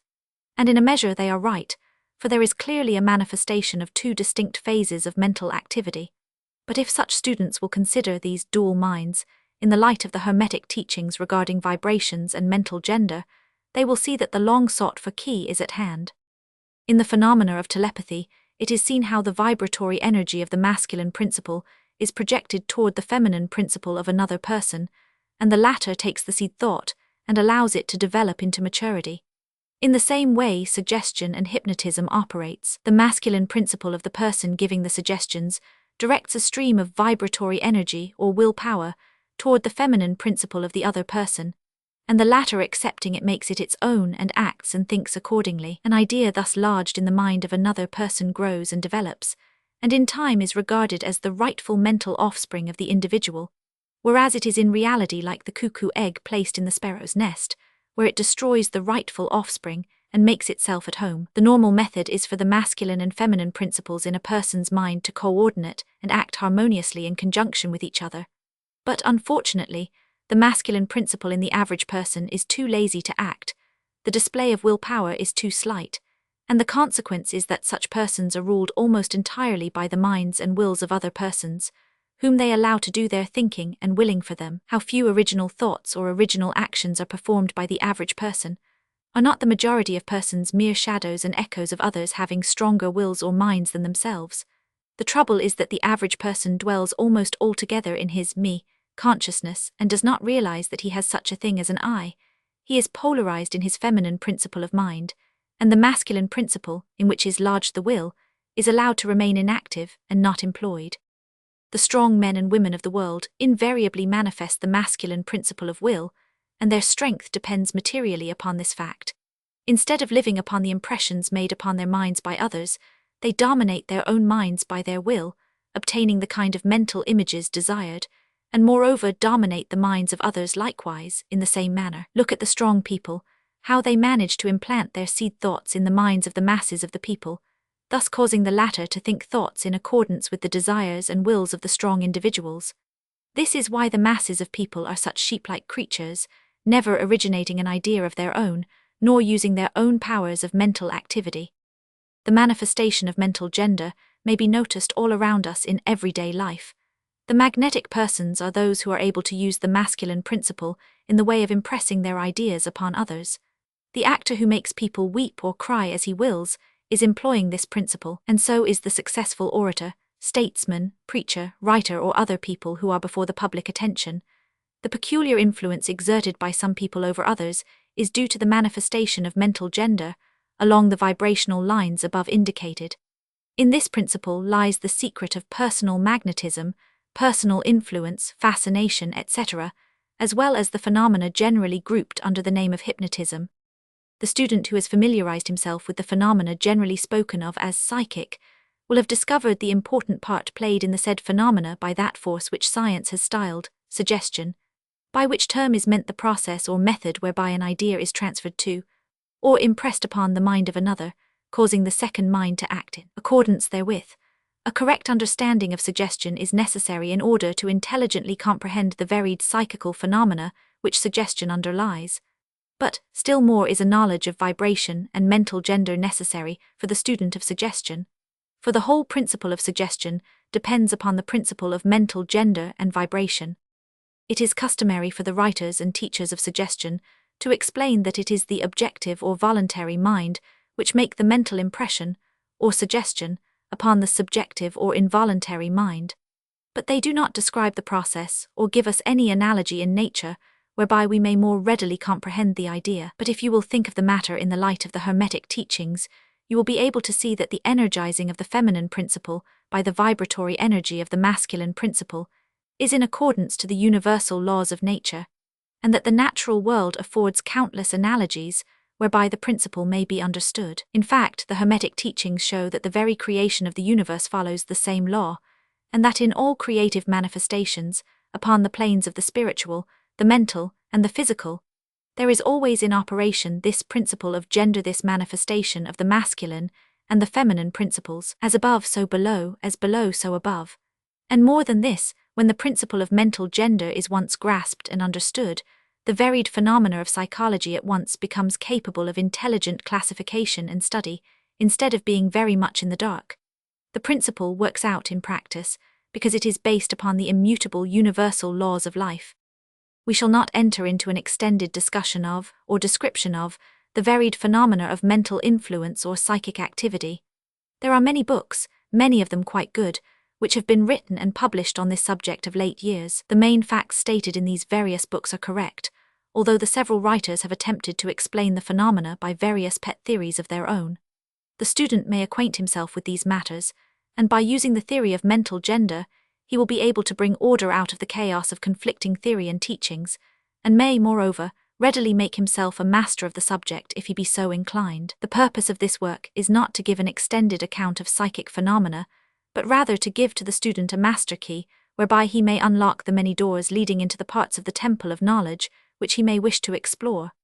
We feel that in this consideration of the teachings of the Kybalion, one may find an explanation which will serve to clear away many perplexing difficulties, a key that will unlock many doors. What is the use of going into detail regarding all of the many features of psychic phenomena and mental science, provided we place in the hands of the student the means whereby he may acquaint himself fully regarding any phase of the subject which may interest him? With the aid of the Kybalion one may go through any occult library anew, the old light from Egypt illuminating many dark pages and obscure subjects. That is the purpose of this book. We do not come expounding a new philosophy, but rather furnishing the outlines of a great world-old teaching which will make clear the teachings of others, which will serve as a great reconciler of differing theories and opposing doctrines. Chapter 15. Hermetic Axioms. The possession of knowledge, unless accompanied by a manifestation and expression in action, is like the hoarding of precious metals, a vain and foolish thing. Knowledge, like wealth, is intended for use. The law of use is universal, and he who violates it suffers by reason of his conflict with natural forces. The Kybalion.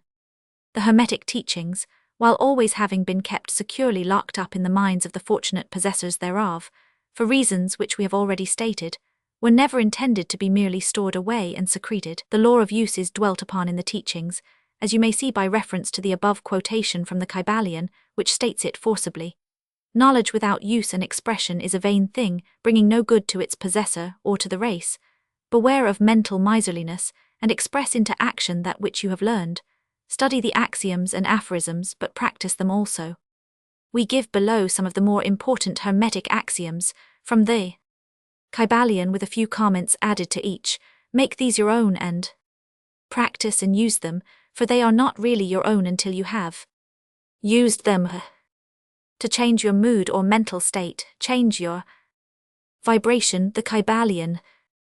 One may change his mental vibrations by an effort of will, in the direction of deliberately fixing the attention upon a more desirable state. Will directs the attention, and attention changes the vibration. Cultivate the art of attention by means of the will, and you have solved the secret of the mastery of moods and mental states. To destroy an undesirable rate of mental vibration, put into operation the principle of polarity and concentrate upon the opposite pole to that which you desire to suppress. Kill out the undesirable by changing its polarity. The Kybalion. This is one of the most important of the Hermetic formulas. It is based upon true scientific principles. We have shown you that a mental state and its opposite were merely the two poles of one thing, and that by mental transmutation the polarity might be reversed. This principle is known to modern psychologists, who apply it to the breaking up of undesirable habits by bidding their students concentrate upon the opposite quality. If you are possessed of fear, do not waste time trying to kill out fear, but instead cultivate the quality of courage, and the fear will disappear. Some writers have expressed this idea most forcibly by using the illustration of the dark room. You do not have to shovel out or sweep out the darkness, but by merely opening the shutters and letting in the light, the darkness has disappeared. To kill out a negative quality, concentrate upon the positive pole of that same quality, and the vibrations will gradually change from negative to positive, until finally you will become polarized on the positive pole instead of the negative. The reverse is also true, as many have found out to their sorrow, when they have allowed themselves to vibrate too constantly on the negative pole of things. By changing your polarity, you may master your moods, change your mental states, remake your disposition, and build up character. Much of the mental mastery of the advanced Hermetics is due to this application of polarity, which is one of the important aspects of mental transmutation. Remember the Hermetic axiom, quoted previously, which says, "Mind as well as metals and elements may be transmuted from state to state, degree to degree, condition to condition, pole to pole, vibration to vibration." The Kybalion. The mastery of polarization is the mastery of the fundamental principles of mental transmutation or mental alchemy, for unless one acquires the art of changing his own polarity, he will be unable to affect his environment. An understanding of this principle will enable one to change his own polarity, as well as that of others, if he will but devote the time, care, study, and practice necessary to master the art. The principle is true, but the results obtained depend upon the persistent patience and practice of the student. Rhythm may be neutralized by an application of the art of polarization, the Kybalion.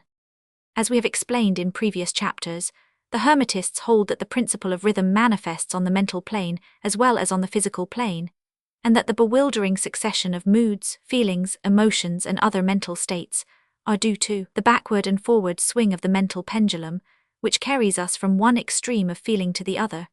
The Hermetists also teach that the law of neutralization enables one, to a great extent, to overcome the operation of rhythm in consciousness. As we have explained, there is a higher plane of consciousness, as well as the ordinary lower plane, and the master, by rising mentally to the higher plane, causes the swing of the mental pendulum to manifest on the lower plane, and he, dwelling on his higher plane, escapes the consciousness of the swing backward. This is effected by polarizing on the higher self, and thus raising the mental vibrations of the ego above those of the ordinary plane of consciousness. It is akin to rising above a thing and allowing it to pass beneath you. The advanced Hermetist polarizes himself at the positive pole of his being, the I am pole rather than the pole of personality, and by refusing and denying the operation of rhythm, raises himself above its plane of consciousness, and standing firm in his statement of being, he allows the pendulum to swing back on the lower plane without changing his polarity. This is accomplished by all individuals who have attained any degree of self-mastery, whether they understand the law or not. Such persons simply refuse to allow themselves to be swung back by the pendulum of mood and emotion, and by steadfastly affirming the superiority, they remain polarized on the positive pole. The master, of course, attains a far greater degree of proficiency, because he understands the law which he is overcoming by a higher law, and by the use of his will he attains a degree of poise and mental steadfastness almost impossible of belief on the part of those who allow themselves to be swung backward and forward by the mental pendulum of moods and feelings. Remember always, however, that you do not really destroy the principle of rhythm, for that is indestructible. You simply overcome one law by counterbalancing it with another, and thus maintain an equilibrium. The laws of balance and counterbalance are in operation on the mental as well as on the physical planes, and an understanding of these laws enables one to seem to overthrow laws, whereas he is merely exerting a counterbalance. Nothing escapes the principle of cause and effect, but there are many planes of causation, and one may use the laws of the higher to overcome the laws of the lower. The Kybalion.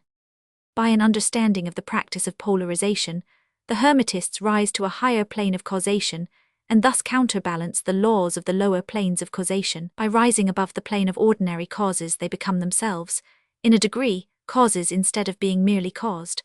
By being able to master their own moods and feelings, and by being able to neutralize rhythm, as we have already explained, they are able to escape a great part of the operations of cause and effect on the ordinary plane. The masses of people are carried along, obedient to their environment, the wills and desires of others stronger than themselves, the effects of inherited tendencies, the suggestions of those about them, and other outward causes, which tend to move them about on the chessboard of life like mere pawns. By rising above these influencing causes, the advanced Hermetists seek a higher plane of mental action, and by dominating their moods, emotions, impulses, and feelings, they create for themselves new characters, qualities, and powers, by which they overcome their ordinary environment and thus become practically players instead of mere pawns. Such people help to play the game of life understandingly, instead of being moved about this way and that way by stronger influences and powers and wills. They use the principle of cause and effect instead of being used by it. Of course, even the highest are subject to the principle as it manifests on the higher planes, but on the lower planes of activity, they are masters instead of slaves. As the Kybalion says, the wise ones serve on the higher but rule on the lower. They obey the laws coming from above them, but on their own plane, and those below them they rule and give orders. And yet in so doing, they form a part of the principle, instead of opposing it. The wise man falls in with the law, and by understanding its movements he operates it instead of being its blind slave. Just as does the skilled swimmer turn this way and that way, going and coming as he will, instead of being as the log which is carried here and there, so is the wise man as compared to the ordinary man, and yet both swimmer and log, wise man and fool are subject to law. He who understands this is well on the road to mastery. The Kybalion. In conclusion, let us again call your attention to the Hermetic axiom.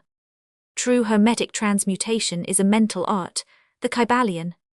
In the above axiom, the Hermetists teach that the great work of influencing one's environment is accomplished by mental power.